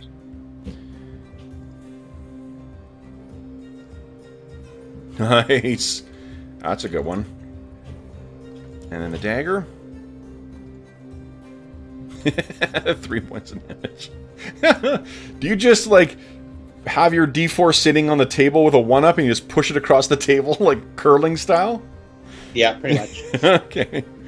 All right, so yeah, you stab, viciously into this thing. The magic from the weapons biting deeply into its undead flesh. Then it is their turn. So I got, 4 claws on Tom. Tom, I only got 1 hit on you. Tom, you take 2 points of damage. DR will apply, and then need another save for you, please. Save versus death. Yes. I've only got 2 on Lex. Actually, you attack that thing, it'll attack you. So I got 4 on Lex. Oh shit, another dex lost. Lex, I actually hit with none of them. A 3, 4, 5, and a 5. Then on Cola, I've got 2. Cola, 4 and a 5. That means they attack, but none of them managed to hit you. Is that last guy going to come down? Yeah, he's going to come down onto Tom. All right, Tom. So you are hit from like a dive bomb from above. I'm going to keep this thing in the position that it's in, but you can picture that one Cold Light Walker is not actually in the cabin now. It fell out, hit Tom, and is now standing like underneath the thing, underneath the cabin. Tom, you take 3 points of damage. DR applies, and then you also have to make another save versus death, please. And then it is, speaking of Tom, Tom's turn. Once you get that save done. Yep. Success. Excellent. Okay, so it's just the 1 point of damage you take from it, and then go ahead and take your turn. What do you want to do? I assume that one that died on me is prone. You can't see. All right. Yeah. In that case... you don't have blind fighting. You don't have the blind fighting proficiency, do you? No. Okay. All right, might so... be worth taking at the next level, but... yeah. That is a hit. Go ahead and roll damage. 6. Nice. Okay. Okay, that was to the one behind me, so basically I'm trying to withdraw. You got it. Okay. Then, well, if you guys are fighting back to back, the one behind you is Lex. Lex, the entire party is turning on you. What did you do? Think hard. I kill them all, take their weapons and swords, sell them in Grinch Tender. Cola, what are you doing? I am going to try to attack. I'm blind though, so -4 to hit. Here's hoping that I hit the thing I want to hit. But I'm going to try to hit the to the north. Or to the I guess west. I don't get any bonuses or anything for trying to hit that guy, but I might as well try to hit this guy. Okay. Go ahead and roll. I don't know if that reduces my odds of this going badly at all, but it doesn't go badly as often as you think it does. Yeah, like we don't on a nat 1, you won't hit an ally. I mean, there's a chance of it, but all right, that is a hit though. Go ahead and roll damage. Now you didn't apply -4 though. Hold on, you got... Oh yeah, actually... Sorry, that's true. -4 because I'm blind. I should have done that. So that is not. And hold on, isn't Axstorm or Clangeddon active? Axstorm or Clangeddon is active. Yes. So doesn't that Doesn't give him a bonus, but he gets 3 attacks around. Oh, lovely. Okay. You get no. Hold on. I get gets an additional attack per round with every axe wielded. So I only get 1. Oh, he's only got 1 axe. So yeah, attacks. you get. I guess the 3. You get you get 3 because you get multiple axes. But, yeah. Right. So that's actually a 2 to hit. That is a hit. Then go hit. ahead and roll damage. These guys aren't hard to hit. They're just lots Yeah, of them. and then you can make your second attack as well. Oh, that'll be at the end of the round. True. Okay. Go ahead and roll your damage.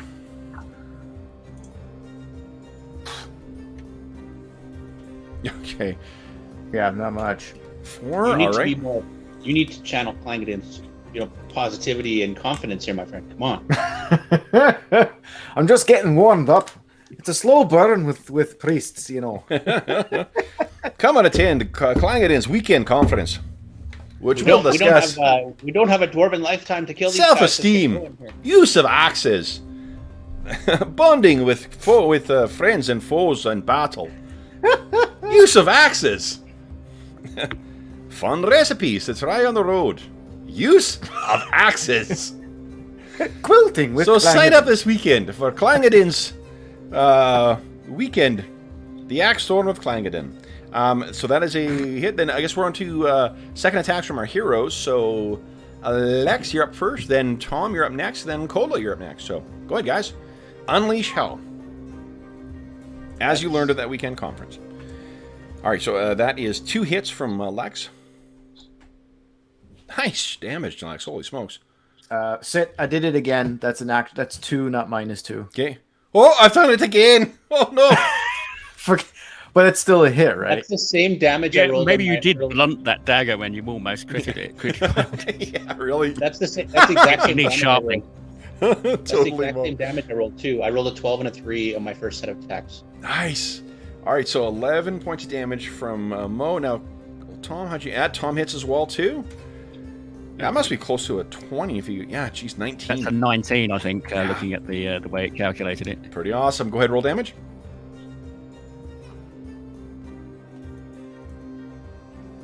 More like it. There you go. All right. Does that include prayer? You didn't get prayer. Never mind. No, I'm not prayed up. I'm just rubbing it in every round. So again, that's the one to Clangadin the loves rear of you, me. and he loves you, not you. Not you. All right, then, I believe, guys, that brings us to the end of round 8. We're on round 9. Prayer When still does the keeps on blindness- trucking. When does the blindness lift? Is it at the end of the round or on the beginning? At the your end next of that round, yeah. So how long? You were rounding for 3 rounds? 6. It's over now. Oh, but shit. Okay, yeah, so at the end of this round, you will have... Is this the last round of your blindness, or is... The last round was the last round of my blindness, so I'm going to keep my eyes closed. So you're going to fight blind, yeah. I'm going to take the -4 penalty, but I'll be not blind. Yeah, if not I choose magically to run blinded. away or something.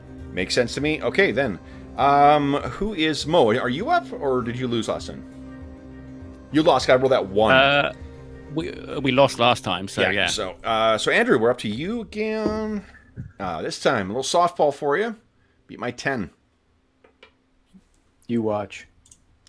God. Oh my god. Where's your god now? Oh. All right.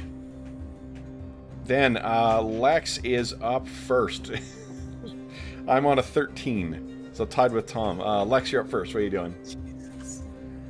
Is prayer still my active? attack up now, then. Prayer. This is round 9. This is round I think this is 9. Yeah, so prayer's still Okay, active. prayer's 2 more rounds. More That's rounds? it. This one and next one, and then it's Yeah. done. Oh, There's a 19. Smokes. Yep. That did not include the -4. Oh, right, you got your ranger bonus. So, which one are you hitting there, Yeah. Dave? The one to the south or the one that's really injured? I don't really know that. So here's the thing. I'm just gonna... When your vision came back, I'm assuming your eyes weren't closed. So I'm fine with you having very quickly taken in kind of a situational awareness and then slammed your eyes shut. Sure, then I'll smoke the one that's north of Tom. Yep. Okay. Go ahead. Roll damage for that one. He'd be dead. Let's see here. Come on. Here we go. Yep, that's enough. 1 down. And then does a 4 with the dagger hit? 4 with the dagger does, just barely. So the one below me then. Okay, go ahead and roll damage. 6, okay. All right, then it is simultaneous as Tom and the Cold Light Walkers. So, Tom, what are you doing? Kill the one up Tom, here. that's a hit. Go ahead and roll damage. Which one were you planning on attacking there, Tom? They're all trying to hit you. Yeah, I think the one to the front of me. So Mo, that doesn't help. South. Okay, thank you. They're I, all in front of you. I have no doubt you've got a clear picture of it in your head. It's just I don't. My telepathy does not reach to the UK, unfortunately. So here we go. I got 4 attacks on Tom. Hi-ya-ha. That is 1, 2. What's your your AC would be worse now, right? Is it worse than 1? Yes, it is. Shit. Okay, I got 3 hits on you.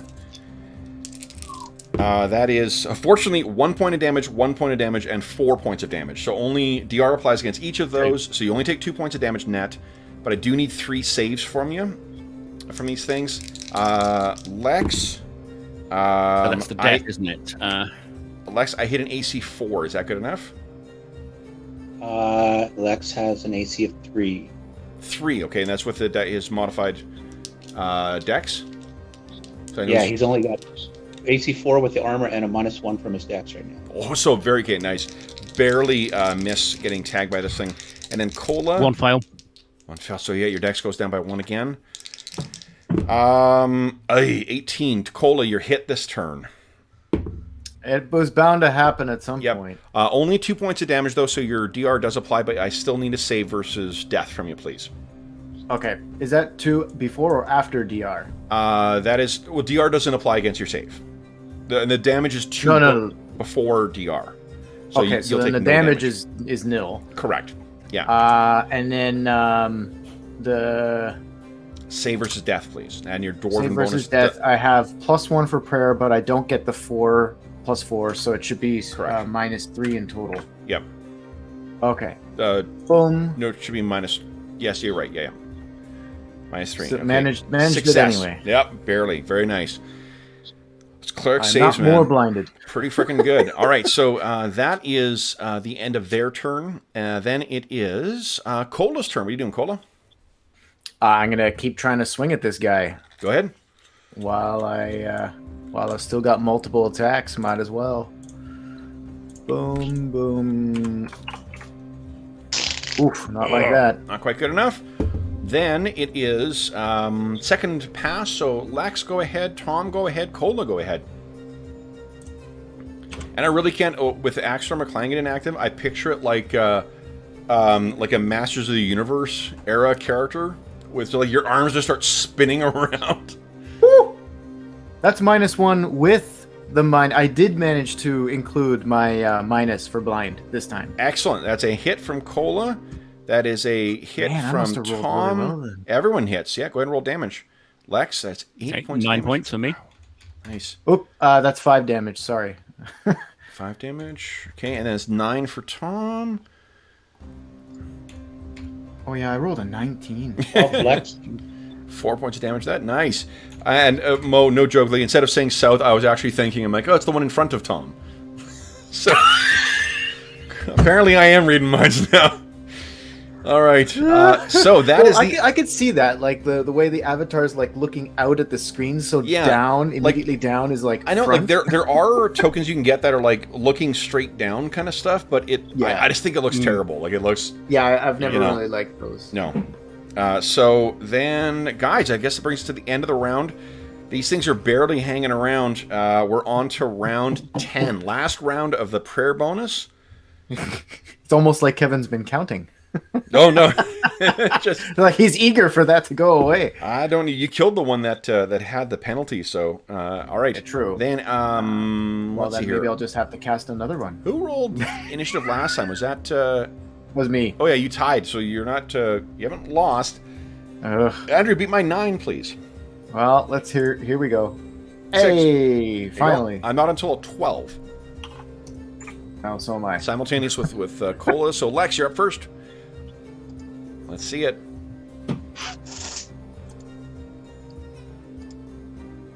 That's a hit.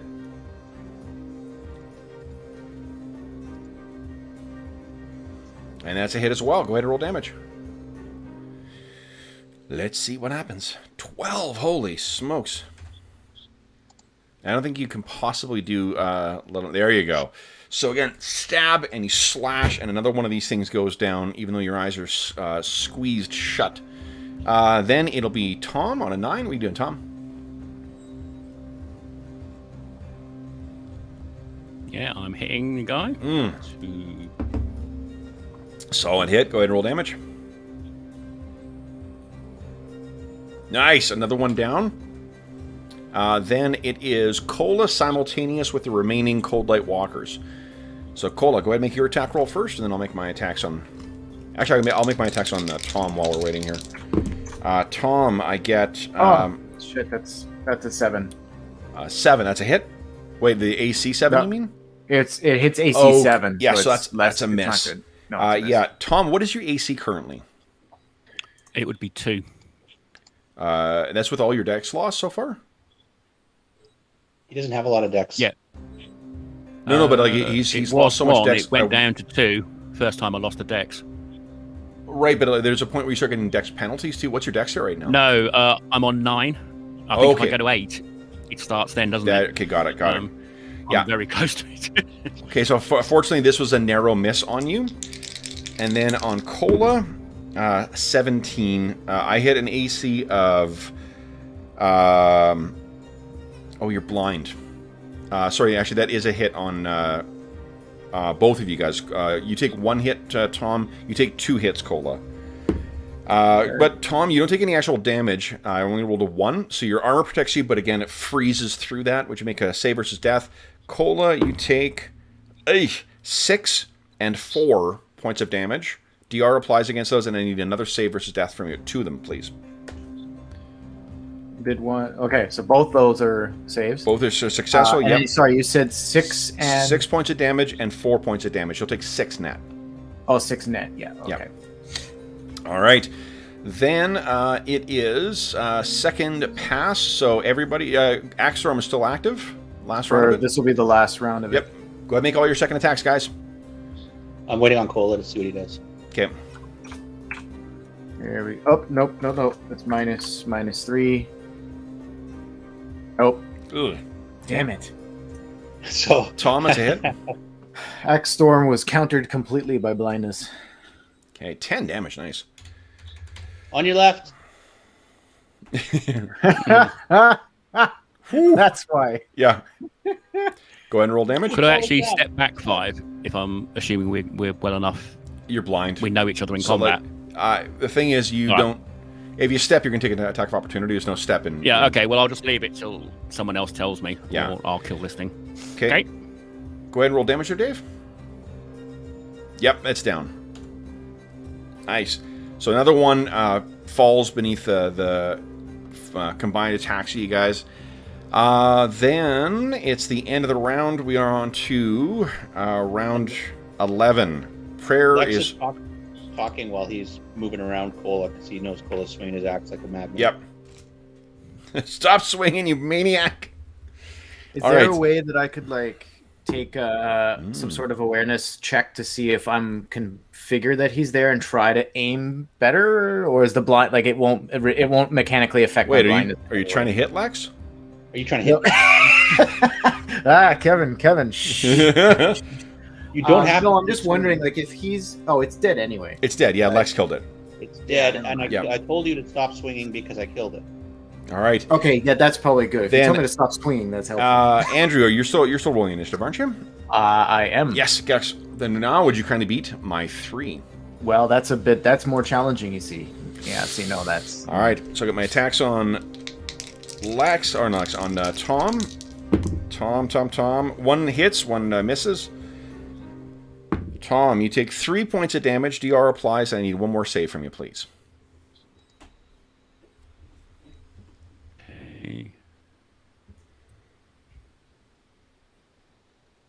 Nice. Success again. Seeds. Great. And It's only 1 point of damage. Then it is... let's see here. I just need Cola's turn when you...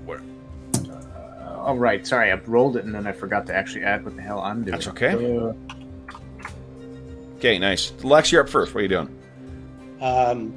Lex is going to open his eyes quickly and glance around, and then move to here and yell for Tom to move back away from the cabin. Okay.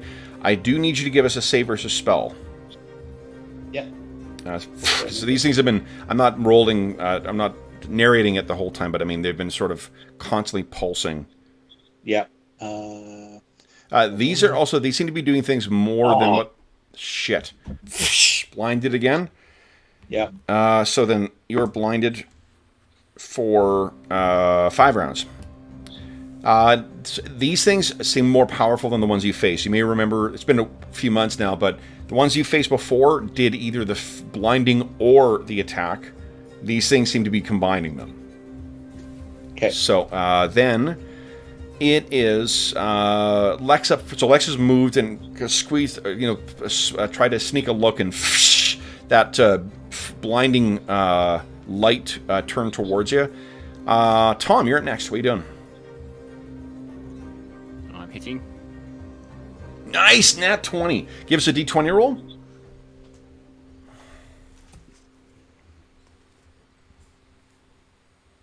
$13. Lucky opening. A random combatant sees his chance. He gets a +4 bonus to the attack roll against whatever enemy he plans to attack. Who do you want to grant that to? To a colleague. Well, I'm assuming you weren't giving it to the enemy. So which? Which one of us? Yeah. Cola, because I keep hearing Lex saying, "Stop swinging." Cola, swing it over here. All right, that's great. That's not what Lex said. What Lex And that's the damage. Lex opened his eyes and moved, and then told Tom to move away from the cabin. But no, I'm basing on what I heard last turn. Okay. Then, this is this turn. Lex yelled that out. Yeah, like just before your turn, Lex opened his eyes, moved, and then said, "Tom, move away from the cabin." So Cola, based on the crit but effect, I'd take the attack of opportunity if I did that, though. So Cola, based on the crit effect, I'm going to let you know where that Cold Light Walker is. You can hear Tom calling out for you. So if you want to move over there, you can go ahead and do that, and you'll get a +4 to hit. Okay. Is it my go yet, though? It's your turn now, yeah. Oh, okay, great. Ironically, Roll20 will not let me see it now. I could see it when my token was over here. Now I can't see it, but it is right there. It is right there. Yeah, go right ahead. Okay. So it'll basis roll normal. Just it offsets the blinding effect, and prayer's over. Yep. That's a hit. Go ahead and roll damage. Nice. Come on. Oh. There's no damage modifier missing from that, is there? No, because prayer's over. Nearly down. The thing is, I can't even see the difference in the bar, the health bar. Oh, it's down to there's just a tiny sliver just left. missed it. Yeah. All right, let's see if Tom can finish it off though. So Lex didn't attack this round. So then Tom, make your second attack. Yeah, -1. That's a hit. Go ahead and roll damage. Nice. Yep, that is down. Awesome job of priming up the attacks too, Mo. Thanks for that. So yeah, what does it look like as you take this last one down, Mo? Well, you can probably see that he's getting colder and he's getting covered with ice, which is slowing him down. But eventually, I think he hears the crunch of Cola hitting him, Yep. And then he sort of aims into that and just chops All right. it down. And then that thing is down. Guys, after a few tense, it's probably about a minute, because, I mean, each of you guys got 50 seconds worth of blindness. Your vision comes back, you know, spots and whatnot at first. And as you look around, you can see that every single one of them has fallen. And what you notice, let's see here. What you notice, Lex, is that there are a bunch of holes in the ice or in the packed snow around. There clearly was a ton of bodies lying covered in the snow here that have pulled themselves up. You walked over some of these areas. Like if you look back over where on the other side of the cabin near where you guys landed with your griffins, there are regions you walked either right past or right over where underneath the packed snow there were these frozen corpses. So I will let you draw your conclusions from the timing of them animating. But if you feel a little paranoid... She's looking for us again. So, guys, we blew through... I'm going to go and... Oh, hold on. I know we blew through our mid-session break, so why don't we take our mid-session break right now, guys? Refresh our beverages. I could use some more coffee here. And then we'll come back, check in with chat, and then we will see what happens next. So, back... Yeah, the griffins are circling around overhead right now. So, back momentarily, folks.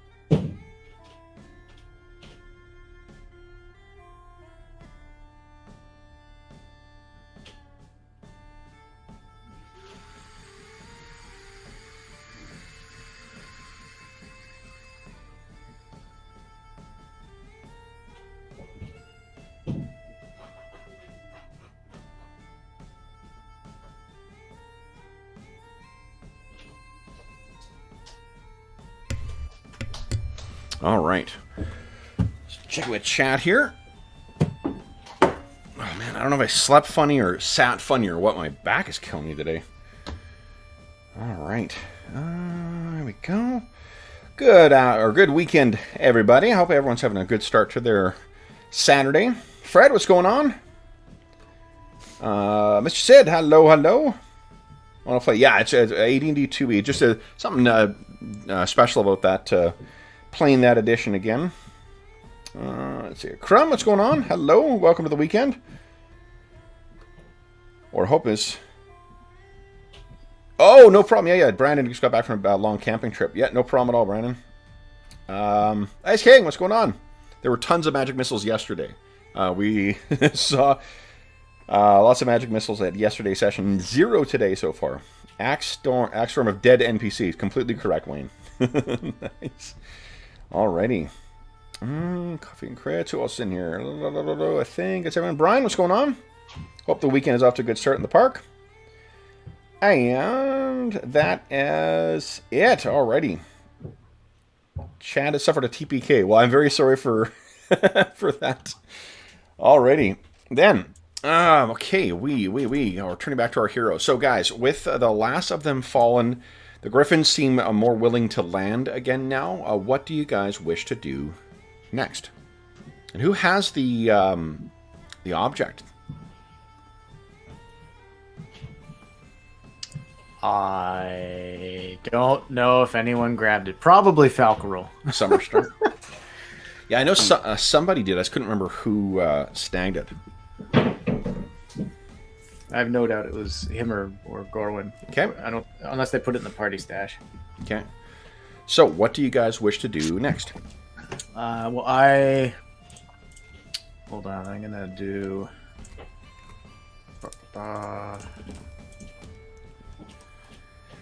How's everyone looking for ability score damage? Go over here. I am. Oh, you might be muted, Dave. Sorry if you're. I imagine that Tom's not doing so good. Lex is not doing so great either. I'm only down 3 points, but they're crucial to me because he gets he gets like a lot of his AC is based on Dex, and his ability to shoot a bow is based on Dex. So. Well, and I'm at currently -7. Oh my goodness. So. Thanks, sir. Sorry, Dave. Roll 20 doesn't like you. I was picking on you earlier. That's why. It's karma, bitch.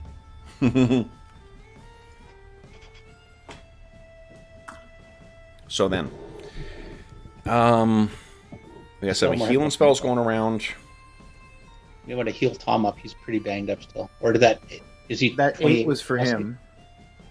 I can try to do some more here. Hold on. Did you add 8 to your hit points? There you go. Okay, Tom's at 36 out of 55 now. Lex is at 40 out of 77. I can do a couple more cure. I got a couple cure moderates here. Hold on. Heal yourself too. Don't. Count oh shit! heal. Well, I only lost 10. I'll do a cure moderate on me.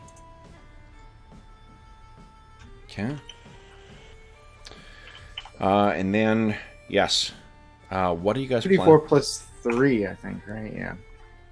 That rings a bell. I think Tom's going to go and check on the griffins. Okay. So all the griffins have finally managed to land again. They're quite agitated, but yeah, they have managed. Tom, that's another 6 for you. Man, so many ones I'm rolling on my healing. Oh, jeez, yeah. Wow.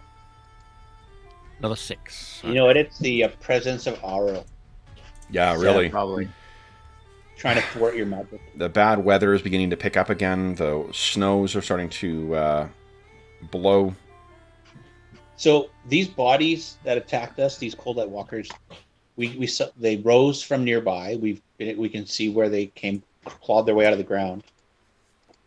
Yeah. Or whether they were left there as traps almost.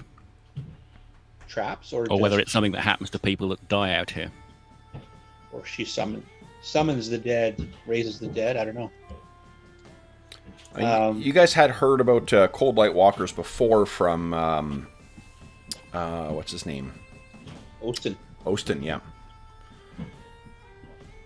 Do you remember what he told you about how cold light walkers walk or rise? Oh shit! This is several sessions ago. Well, more to the point, it's several months ago. Yeah. So travelers in the waste.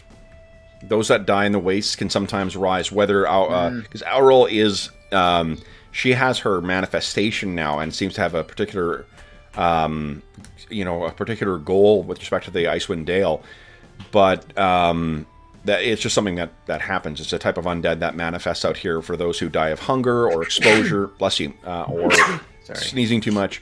They all come out. They can rise as these creatures. Because it is in the domain of Auril as well, it may very well be that she could raise them. She seems to have sent, the last time that you guys were being hunted, it was those ice skeletons, right, that arrived, those ice spirits. From what you can see, like inspecting these bodies, these do appear to be creatures that, like, something happened here long ago. And these bodies, like, if you inspect them, there are wounds on them that likely would be fatal. Or rather, there are, wounds on them that will likely be fatal that are unrelated to the damage that you inflicted on them. These bodies may have been here. And she may have waited to have them raised. What you do know is that past experience with them, remember, they just sort of hunt heat. So when you guys have faced these things before, they have just shambled along towards you. If they were cold light walkers always, these things would have been wandering around. Like the walker component of their name comes from the fact that they just wander the waste. They don't lie down and wait in ambush. Yeah. So that's why Lex these thinks were that tough to fight. So These were much tougher than the ones you faced before, yeah. that's why Lex thinks they were raised, because they came out of the ground. They didn't travel to get here. Mm-hmm. So, what do you think that means? She knows where we are. She's still trying to kill us. Maybe well, we have either she something. knows or she set potential traps that triggered after a certain time. But yes, knowing where we are, maybe that whole burst of smoke was a trap to try and trigger us to come and investigate. Pretty. Because we thought it was like some accident when they were doing forging, and they accidentally let all the smoke out. Maybe they deliberately did it to try and entice us into a combat. Does it make more sense that she's got random traps placed around the Icewind Dale that she's hoping we bump into, or does it make more sense that she has some sort of divination power? Yeah. I look at the cleric. Can she priest look in her crystal ball or whatever? Obviously, this is just a guess, but God, even Cole's voice is better today. But strikes me that we have the mirror that shows us the tower. Why wouldn't she also have access to certain powers that would allow her to see us? So one of the things, let's just reflect on what's happened thus far. I know it's been she we've literally played for manifested more than a year. an avatar.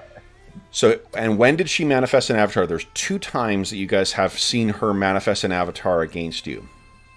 One of them was when you went to her lair at Icemelt and faced an already manifested avatar, right? Right.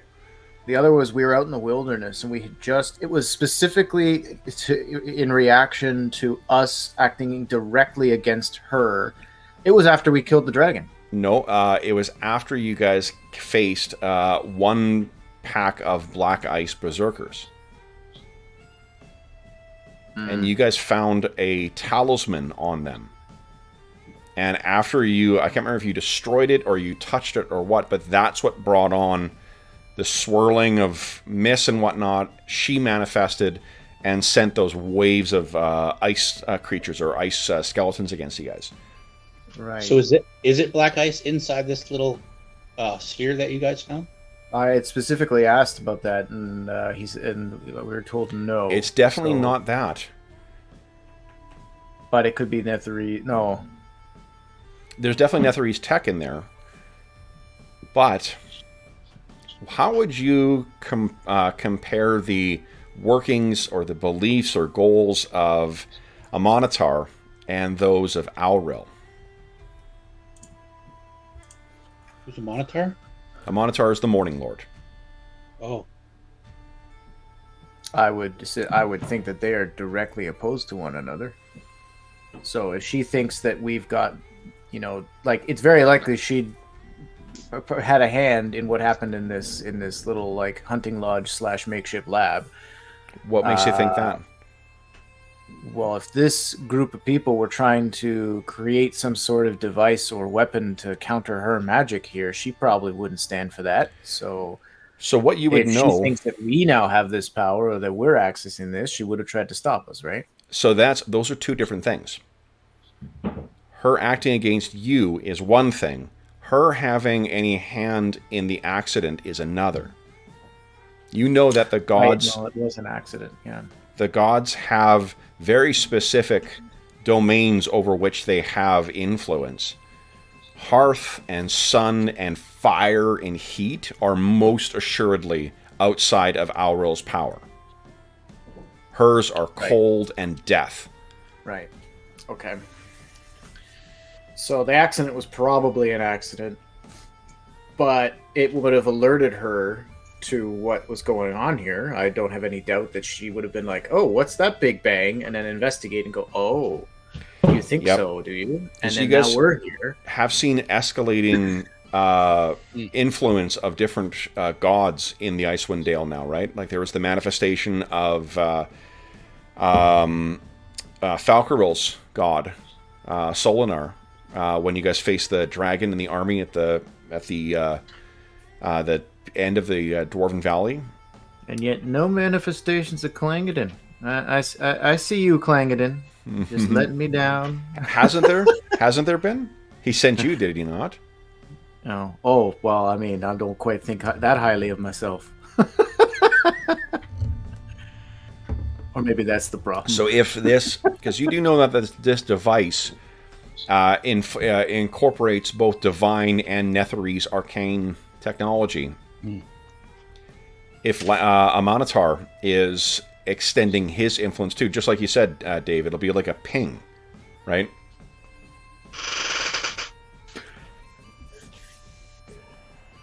So yeah, we also are told that it's a bit of a zero-sum game. If one god starts acting more actively, then the others feel entitled, or yep, it's almost like, I wouldn't say a chain reaction, but there's a time intervene on our side. Yep, over 100 years and ago, vice versa. The gods started taking a stronger hand in the world, and it was a, you know, for those who were not gods, it was a fucking tragedy. You know, while they're like a time of troubles or something. Kind of like that, yeah. Definitely troubles, and it happened over a time. So.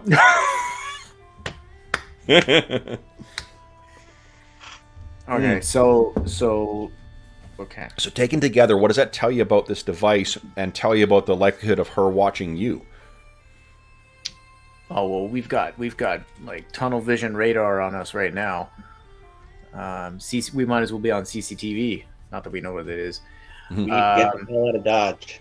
Yeah, we should be getting out of here and bringing this device somewhere well away from her. What about in Bryn Shannon?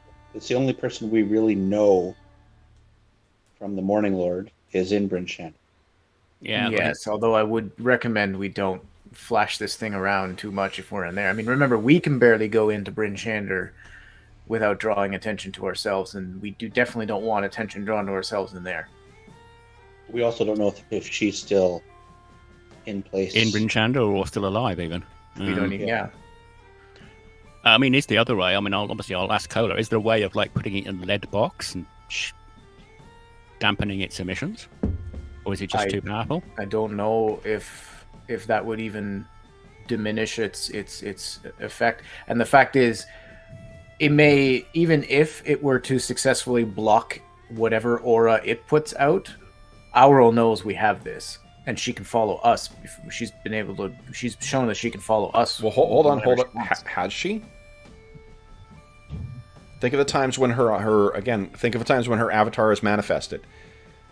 Yeah, you guys, the whole trip out to meet with the Goliaths, you guys were hounded by those Black Ice Berserkers. They weren't able to anticipate where you were. They were looking for you. And it wasn't until you used that device that you access that thing that's when she suddenly got her eye on you. Have you had any other time where she has, apart from you leaving her, her domain, Grimskala, and heading south, has there been any other time where she's been able to pick where you are and send something, like say her dragons, to eliminate you? I guess I keep thinking that because we keep encountering the undead like periodically throughout this, I just kind of feel her influence everywhere all of the time.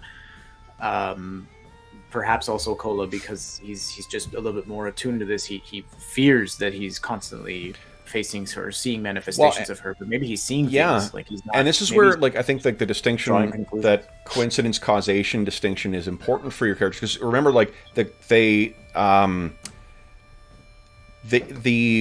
perspective on deities in Forgotten Realms is not like, like real world monotheistic religions where they believe they're everywhere, because they really aren't.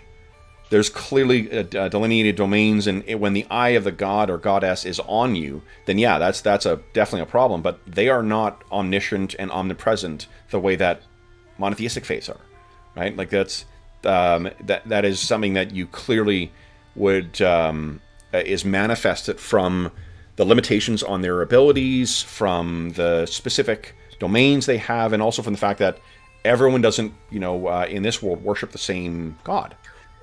Right. So we need to get it out of the White Wastes, then, away from her domains. Well, that's almost certain. Well, so her domain, you're being a little figurative with that. Grimskala is her domain. That was Poisos. Domain in the sense of domain of death or cold. Right, but again, Mo, like, think of what you guys have experienced in your months in the Icewind Dale. That's cold, that's snow and whatnot, but has she been able to send her most effective or minions against you? Oh, Yeah. there's a lot of coincidental things happening. Yeah, like, it's going to feel like, oh god, they're constantly after you, but like, when you stop and think about it, when are the times when she has been able to say, there you are, and then do something directly against you? I can think of 2 times. Yeah. Any other time we've encountered Cold Light Walkers, it's just been a random group of, like, small ones. Yep. Like when we were at camp and we had the little baby Yeti and the Cold Walkers attacked us, it was just a bunch of random Cold Walker were wandering around. Precisely. The 2 times I can think of where she has specifically become aware of you and manifested a power against you. One, when you guys tampered with that thing that the Black Ice Berserkers were carrying. And the second one is when you encountered the dragon and tried to flee. That's when the Howl of the North came against you. This makes us far less important in our own minds. We've been thinking that we're like being chased around by this evil goddess, and now it's like all random and coincidental, and we're not really the hated the true of the end of the world. That's not true at all. What it means is that you guys are now, I guess, for the first time, turning your mind to the limitations of her powers. Yes. In fact, Kola, thinking about this, might actually get a little bit more animated, and he might. I imagine he'll kind of like grin and chuckle as he'll say, "You know what this means? Like this is the first time we've truly had any ability to understand the limits of what she can do and what she can't do. This is the first time we've ever had any reason to confirm that she can't just have her way. Mm. It's the first time we've had any confirmation that perhaps the other powers, the other gods, and all of the power combined of our allies and the people of the Dale might actually have a chance here. We need to get this thing out of here for certain. We need to get it somewhere safe, but lads, this is making me feel good. Right. So, do we think there's anything left worth looking into in this place before we just decide to go somewhere else? Or do we think we scoured the whole building, unless you want to take a casket of that wine.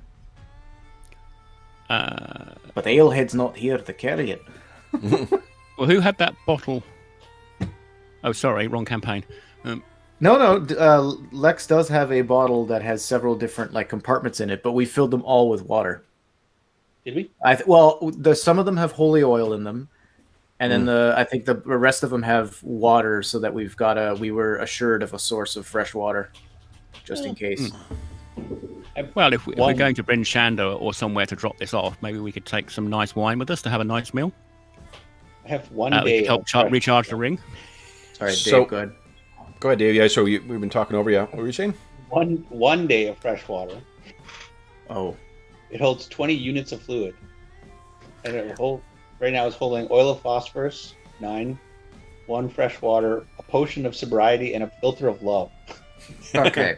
So we've got a bunch of empty spaces. Maybe we take some of the wine. I mean, I think Kevin had even made the point when Falcoro had suggested we fill the thing with water. I think Kevin was the one who pointed out, hey, guys, you know what is made of water? And it's all around. As long as we've got, if we ran out of wood, obviously that's a problem. Sure, but as long as Grim is with us and we're outdoors, we have water. And you can cast create food and water. Yeah, this is true. Yeah, I have create food and water. We don't need to fill this thing with water. So, The one. Just stay away from the yellow I want to stitch together a couple of other things that have you guys have become aware of, so you can make your decision here.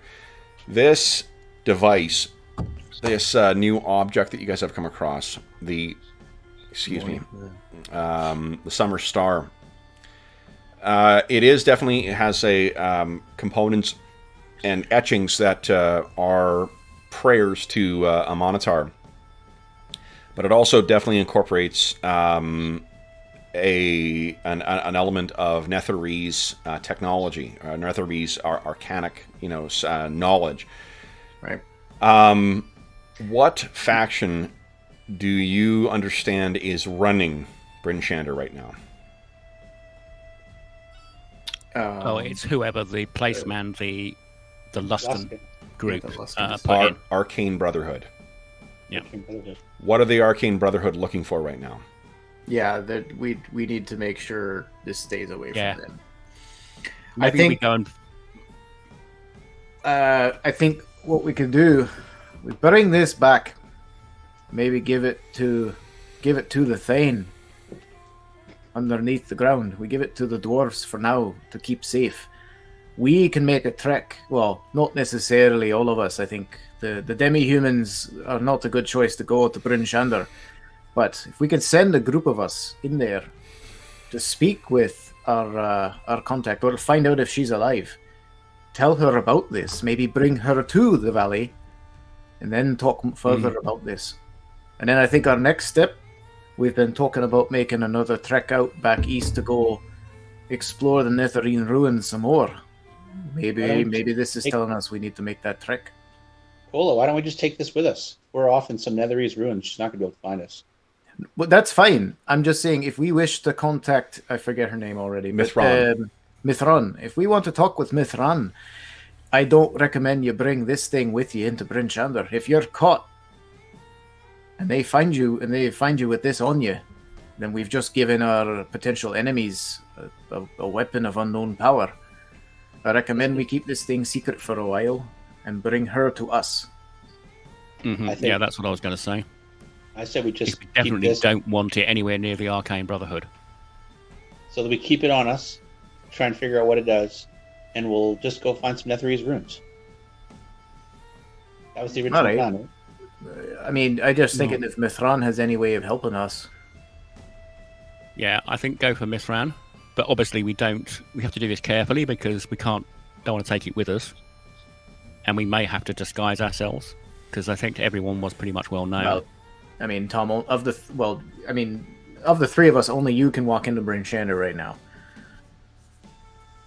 You might have you'd have to be in disguise too, although the fact that the last time you were in Bryn Shander you had a bunch of scars on you might help you. Yeah, and I can either always grow a beard. That would take a few weeks. Fake mustache, love it.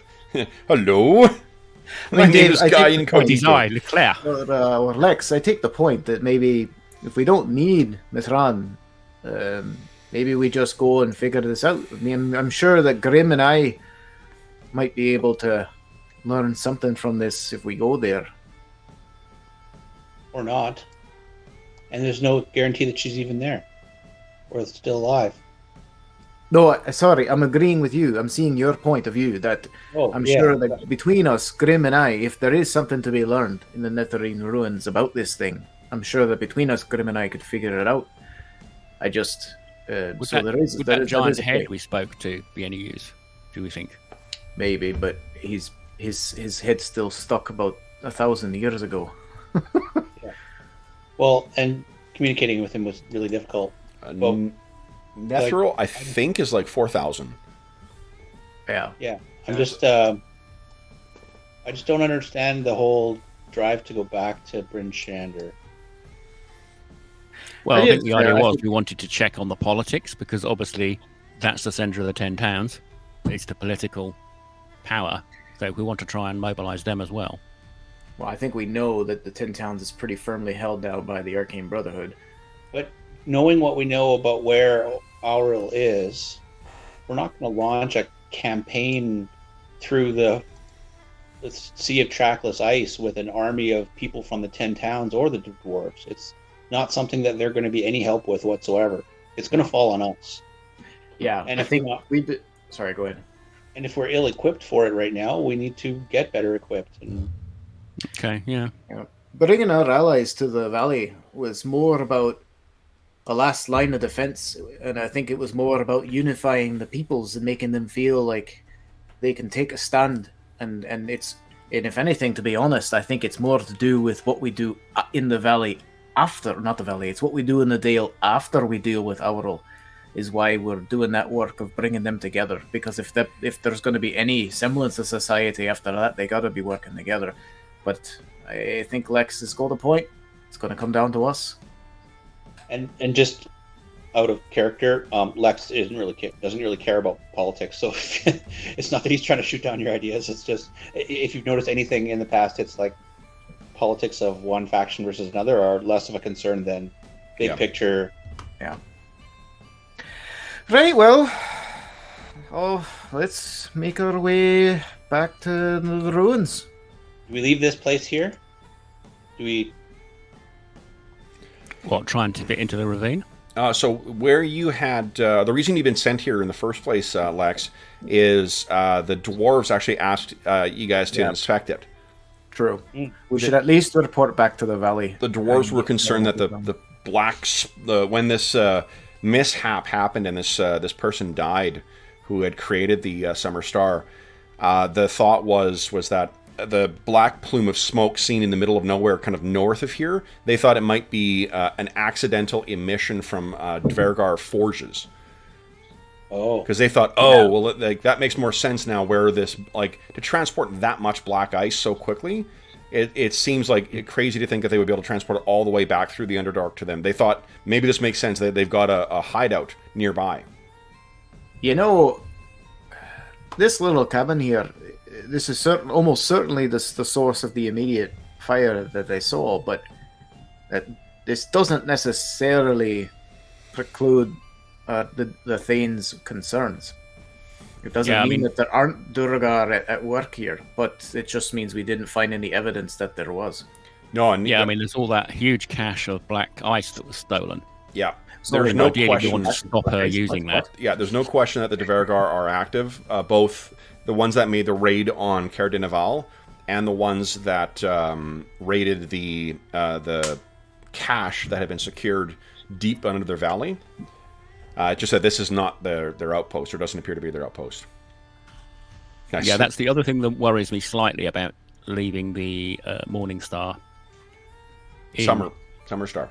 Summer Star in the hold is they've been raided once. What's going to say that we can't happen again? I'm not saying we couldn't leave it there, but we'd have to leave it not in a large underground vault that says expensive and rare stuff here.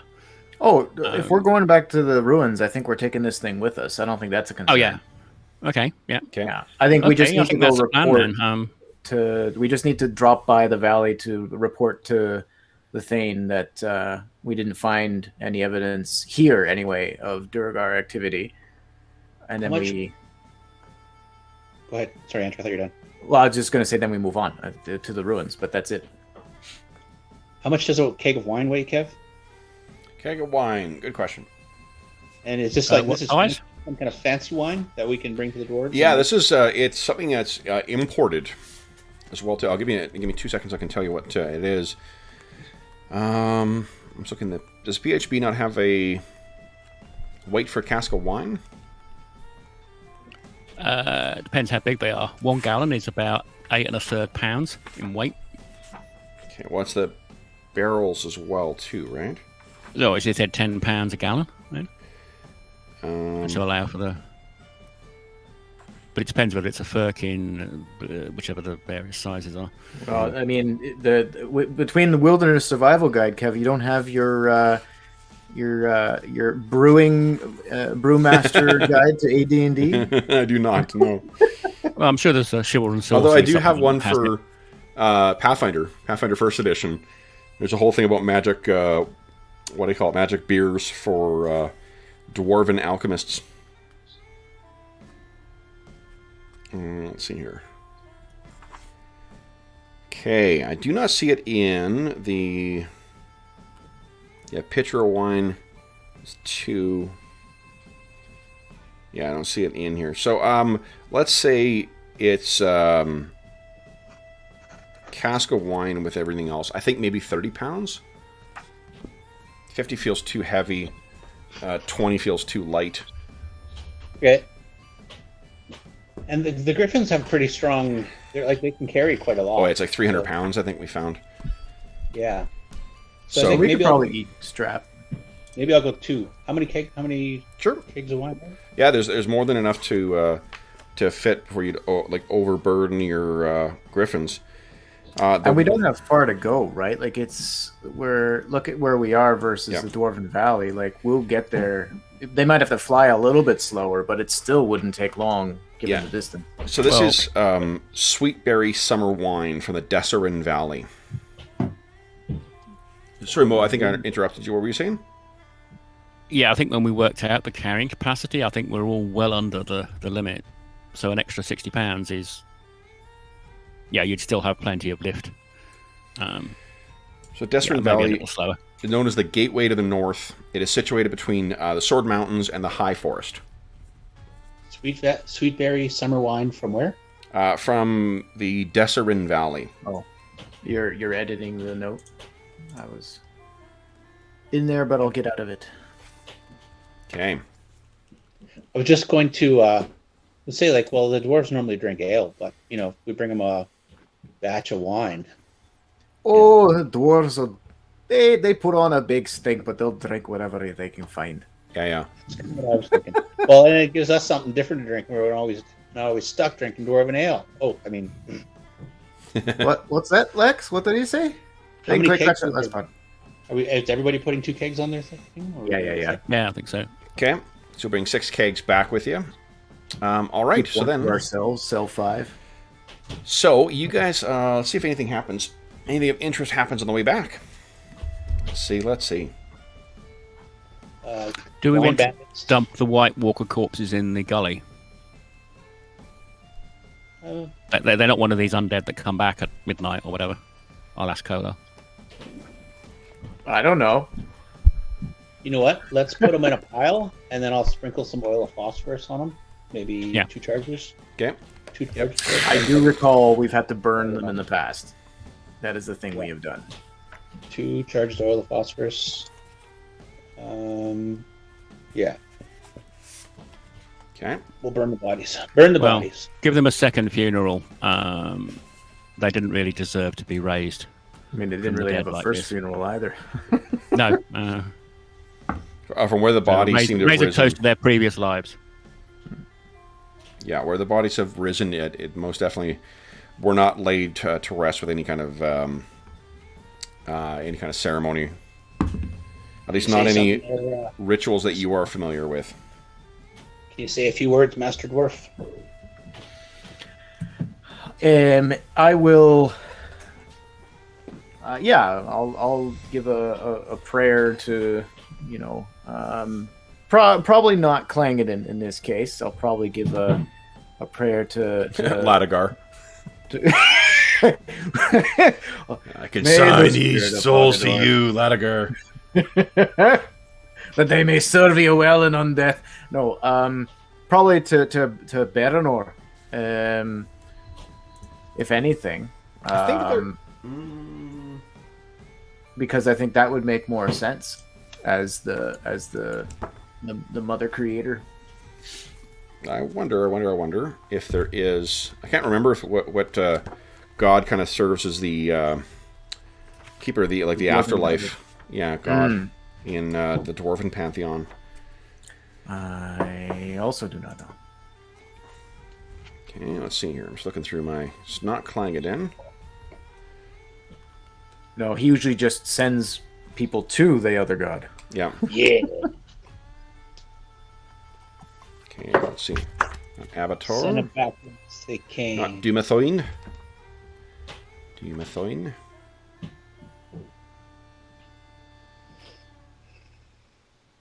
I do. Nothing. Let's see. Hey, the Bright Axe. Latiger. The Exile, the Great Protector, Master of Crafts, the Slave Driver, the Taskmaster, the Harsh. Ooh. Don't go to the dwarven Also afterlife. known as Cola's new boss. Just kidding. Am I just picking up dwarven gods now? Yeah, basically. Gotta start worshipping all the whole pantheon. Well, I mean, You sort of you're aware of it and would pay abeyance to one or the other. Just that you particularly serve. Wouldn't be uncommon in a polytheistic culture for you to like at least know and even revere the other gods. You just, as a priest, you wouldn't be calling on them necessarily. no, yeah, totally, 100%. Like, Kola, like, it's just a matter of who you invoke. Kola probably says his own personal prayers to all the gods for the appropriate occasion. It may be a Moradin. Because the Greeks and Romans didn't just say, "Oh, well, I'm a god. I worship Ares." No, it's like, no, you worship whatever god fit the situation. And Yeah, exactly. Watch it, and in Cola's case, like he serves Clangett and Silverbeard, but he's aware that the other gods have their own domains. He just happens to, be in his master is Clangedon. Maybe that's why his healing doesn't work so well, because he's like taking on Baranor as a second. Well, and his axe to Latiger as well. Yeah, Kola's sending some very mixed signals to Clangedon. Yeah. Clangedon's like, well, you only call on me once in a while. Sometimes you call on her. You use this axe that I don't really approve of. So just wait for your performance review with Latiger with Clangedon. So I appreciate that you've understood the importance of using axes. However. Oh, yeah, they're going to put you on a performance improvement plan. Yeah, exactly. That's what you have to go through before you get to level now in D&D. You have a performance review. Performance review. Let's talk about your performance of the last level. How would you say you've done if you rated yourself on a 1 to 10 scale? Oh God.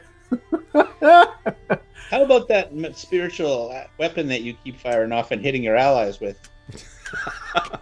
All right, so the prayers are concluded. Are you consigning the bodies down into the crevasse? Or there's a sort of like. I think we were going to cremate them.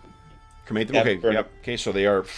You make use of your oil of phosphorus, and it'll be sundown. So the airspeed of your griffins is 30. So like you can basically make use of several hours of your day and still be able to return to the Dwarven Valley by nightfall. Mm-hmm. And the only thing you guys spot is as the sun is hanging low in the western sky, you can see, and remember there was moderate snow in here, you see the twinkling blue eyes of crag cats at one point below. That's it. Then, so when you guys arrive back, what's the story you tell the dwarves about your, about what you found out there? We're going to assume that you're meeting with Von Ben Rubii again? First. Yeah, I think we just described what we found. I think we can trust him with the Morning Star, or at least the knowledge of the Morning Star. While you guys are talking, the unstrapping a Summer Star. Morning Star is a weapon. Right. And a gun. Yeah. So Lex unstraps one of the kegs before we even get this conversation started and brings it over and sets it down in front of Von. Okay. So he taps it. From outside the deal. A gift for your Thane. Some of it's for the Thane, but we figured maybe, staying here with you for as much as we've had.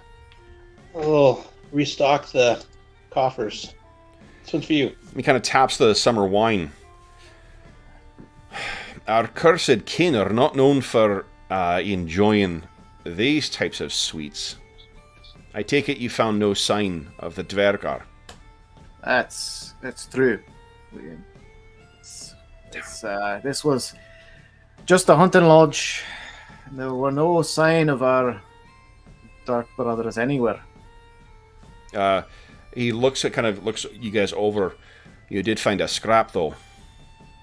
Mm-hmm. Aye. We did with our other friends, the Cold Light Walkers.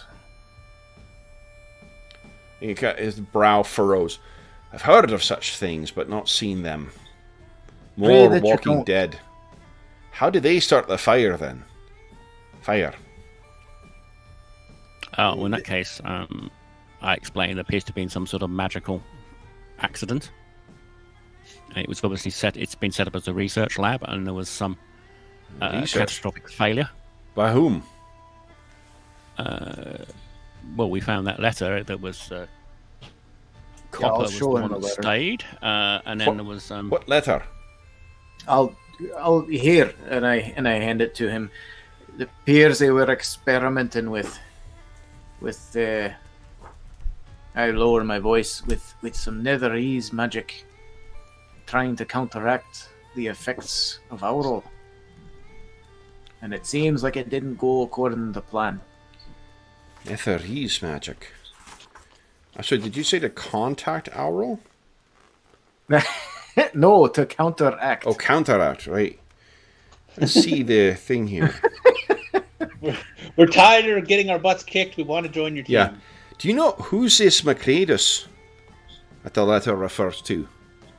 I haven't the slightest idea. Didn't you guys think it was one of I the think we folks? found McCradus's body. Right, yeah, we found Catastrophic failure dead. killed at least one of the people that was working there, And this, and this Copper is someone else. But we don't know who he was in life. But he had a Indeed. friend who left. Yeah, if we found out who this Copper was, have you brought this project that they refer to? What's that? What is it that they were doing that caused that fire then? Lex looks around. Yeah, I'll check the door to make sure no servants are listening at it. Okay. You guys are completely alone here. Okay. Yeah, I think we ought to show him. Yeah, nods over to Cola. I'm guessing Cola's carrying it. Cola carries all the dangerous I'll magical produce stuff. it. Well, it's magical. Okay. I'll pull it out and show him He this. looks at it. Oh. It's not. Actually, it might be worth getting Adric's view on this one as well. Aye. Perhaps if you put Adric's eyes on these, that may be of some value. It's not. He studies it in the light. Oh, I guess at first he asks if he can hold it. Aye. Aye. It's not black. It's not black ice. It seems like coal in there. No. It does. Is it? And he kind of holds it. Is it dangerous still? I'm assuming it is. I Oh. don't know. He gingerly puts it down on his desk and lets you to pick it up again. What's it for then? This is we are not entirely sure. It seemed like the experiment intended to be able to affect the weather in some way.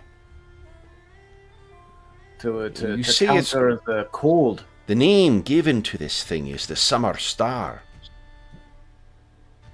Is that true?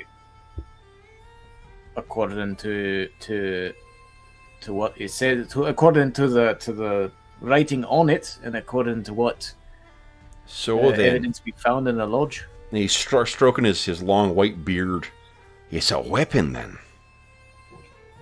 We don't know what it is. It could be a weapon. It could be a device to cast some sort of protective aura over a place. It could be. This could be anything. For all we know, it could simply be a talisman to protect one person. We don't even know what the capacity of this thing is. Only we had a wizard. Grim had a long camping trip, so what he says, I agree with you, Thomas. Adric, perhaps he may shine some light, though.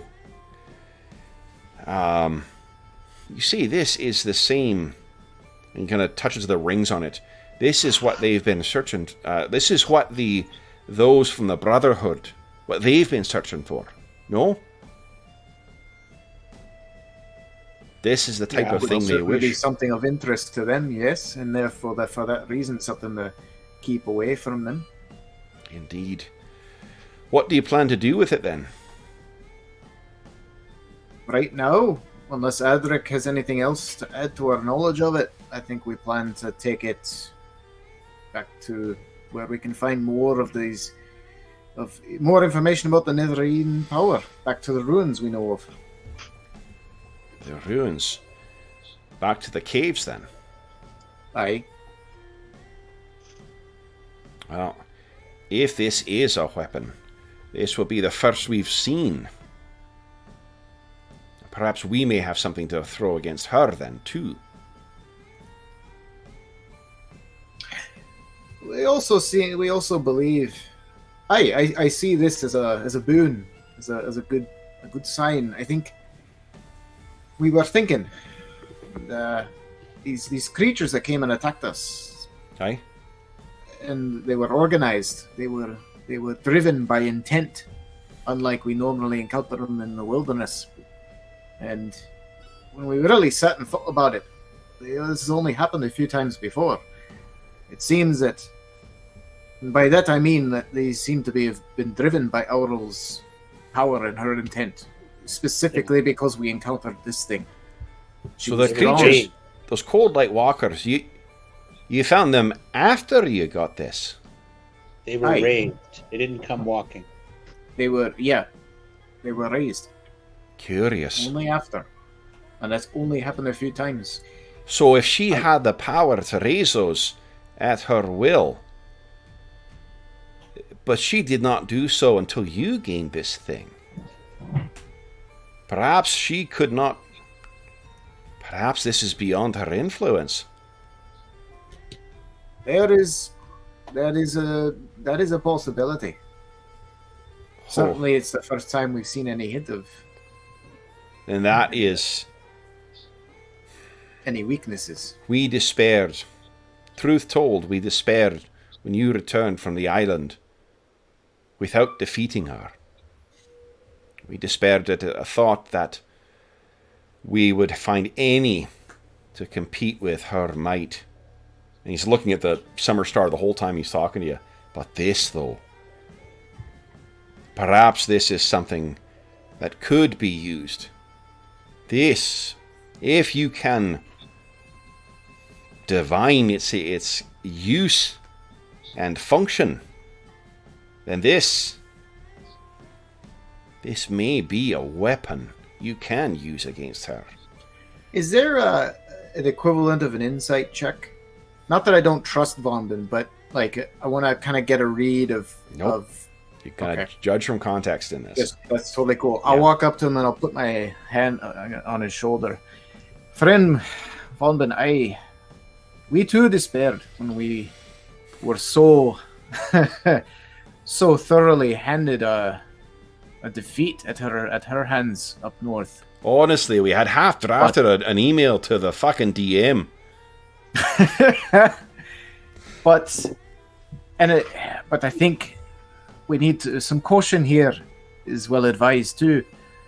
We don't know what this is, and sure, perhaps the fact that she reacted to us finding it, the fact that she clearly tried to intervene, suggests that for one reason or another, she does not want us to have this thing. She perhaps fears this thing or is concerned about its existence. That much seems true, but we don't know why. I just caution you to not get your hopes up that this little device, this little trinket, is the end of it. We need to learn more, and we mustn't lose our united forces here. We mustn't lose what we've built or what we're building. So he turns to you, and you can see there's a bit of a... it's not a pleased look on his face, but his face kind of scrunches up a bit, and his big mustache is shifting back and forth. And he says, "Have you been gone so long from your people that you think us building futures on hopes? You don't know how to work this yet, do you? No. Then what I speak of is a task before you. Hope, if you can divine this purpose. Hope to guide the way forward, not hope on which to build your home. And he shifts his mustache again. He seems a little displeased with Cola. You wish to speak to Adric then? And he speaks to Thomas. Yes, I think it would be very useful to get Adric's views on this, and maybe even spend a day or so in searching the records. I suspect Adric may know. Well, again, like you guys have exhaustively searched for any information about the Netherese people or whatnot. Remember that they didn't even know the artifacts that they had in their thing. They didn't even know they were from Netheril. So what they say then is, if you guys will obviously all be welcome guests of the Thane while you are remaining here. The priestesses of Baranar will also make use of spells so you guys can heal yourselves up to full again. Unfortunately, the restoration though, look at restoring those lost things. That's a pretty high level spell. Do they have a hearth though? Because I still feel cold even though we're indoors. Yes, you guys can most assuredly restore. Let's say over the course of the days. Why don't you give us, Andrew, a 1d4 plus 1 roll? Nice. So 5 total. 5. Restore 5 charges to your ring. Nice. Yeah. I was thinking I want to sit in front of a fire and drink some of this wine. Happy reminder of the band of Baranar. Yeah. Then, so what we'll do, guys, we'll save we're almost at the end of session time, and I do have a charity session I need to finish prepping for, so I can't go over time today. So we'll save the discussion with Adric and what information he may be able to offer for next session. So, guys, let's do a quick... Oh, we need to calculate XP as well. So... Oh, yeah, I gotta... Yeah. Fighters in the group are going to make off well today. Oh, and Rangers in the group are going to have banditry. Yes, that's right. You're going to get double. Okay, so... Holy shit. Andrew, last night... Oh, yeah. What? Last night was a really good session. Windowed out. What happened? We played another session of Barrow Maze last night. Yeah. 3.5 Barrow Maze. It's worth watching. It was pretty epic. It was a pretty great session. I'll put it on while I'm at work on Monday. Nice. All right, so those of you who are fighters, you have warrior subclasses. You have defeated 40 hit dice worth of adversaries. Rangers count that as 80. Yeah, that's a lot. And let's see here. All right. And no points of astonishing fortune left.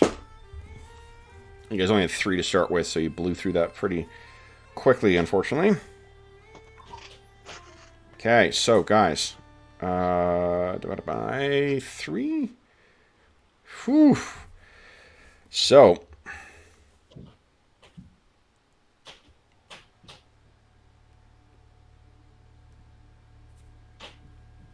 guys, you are walking away before any XP, like 10% bonus for prime requisites or anything like that.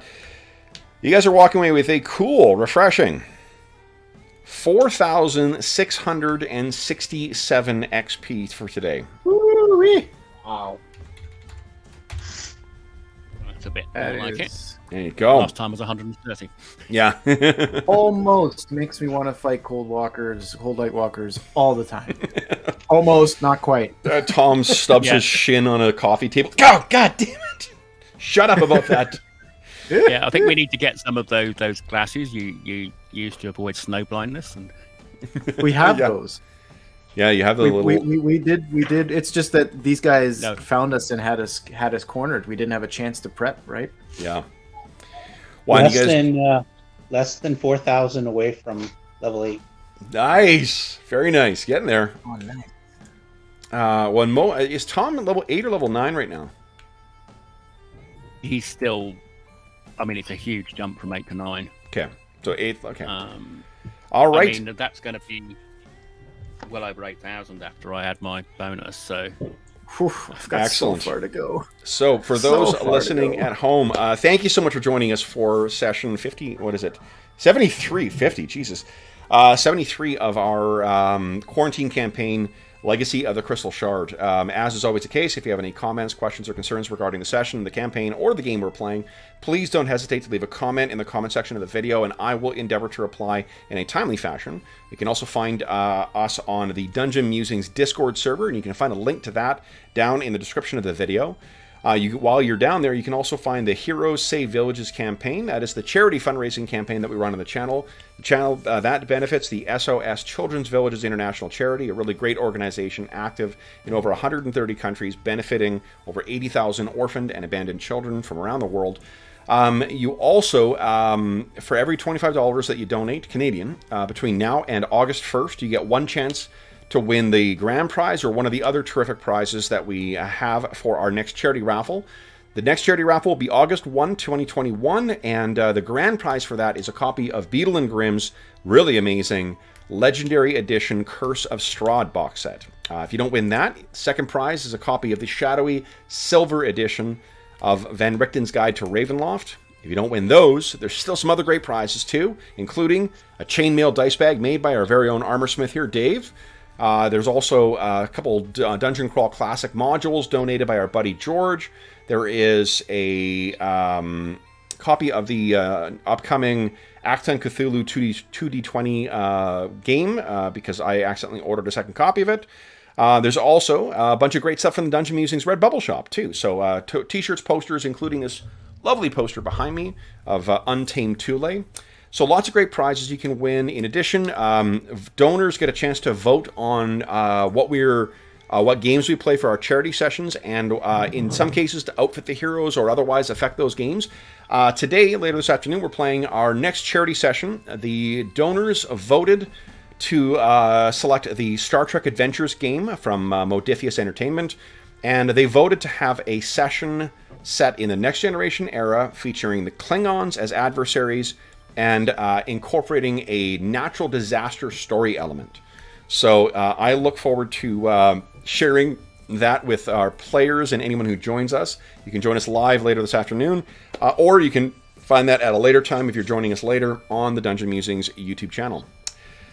The last thing I want to say is an enormous thank you to the players. So, Dave, Mo, and Andrew, thank you so much for joining me this morning, guys. This was a lot of fun. Congratulations on defeating yet more Cold Light Walkers. They are, I think, like those are creatures that were created specifically for this. They're probably my favorite new addition to the like the lexicon of or whatever the bestiary of D&D monsters in 5th edition. I can't think of another monster that it feels as like new and iconic as what those Cold Light Walkers do. They're just super freaking cool. And they're tough. Like getting blinded, it makes the combat more difficult. And then that stupid dex strain. Man. Yeah.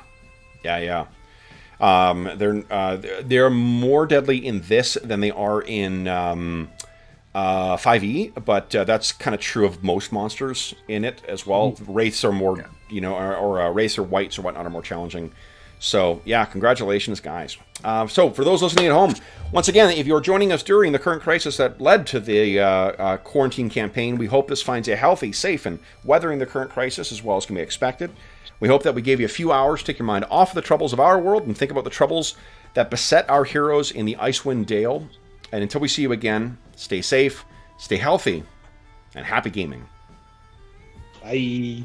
See ya.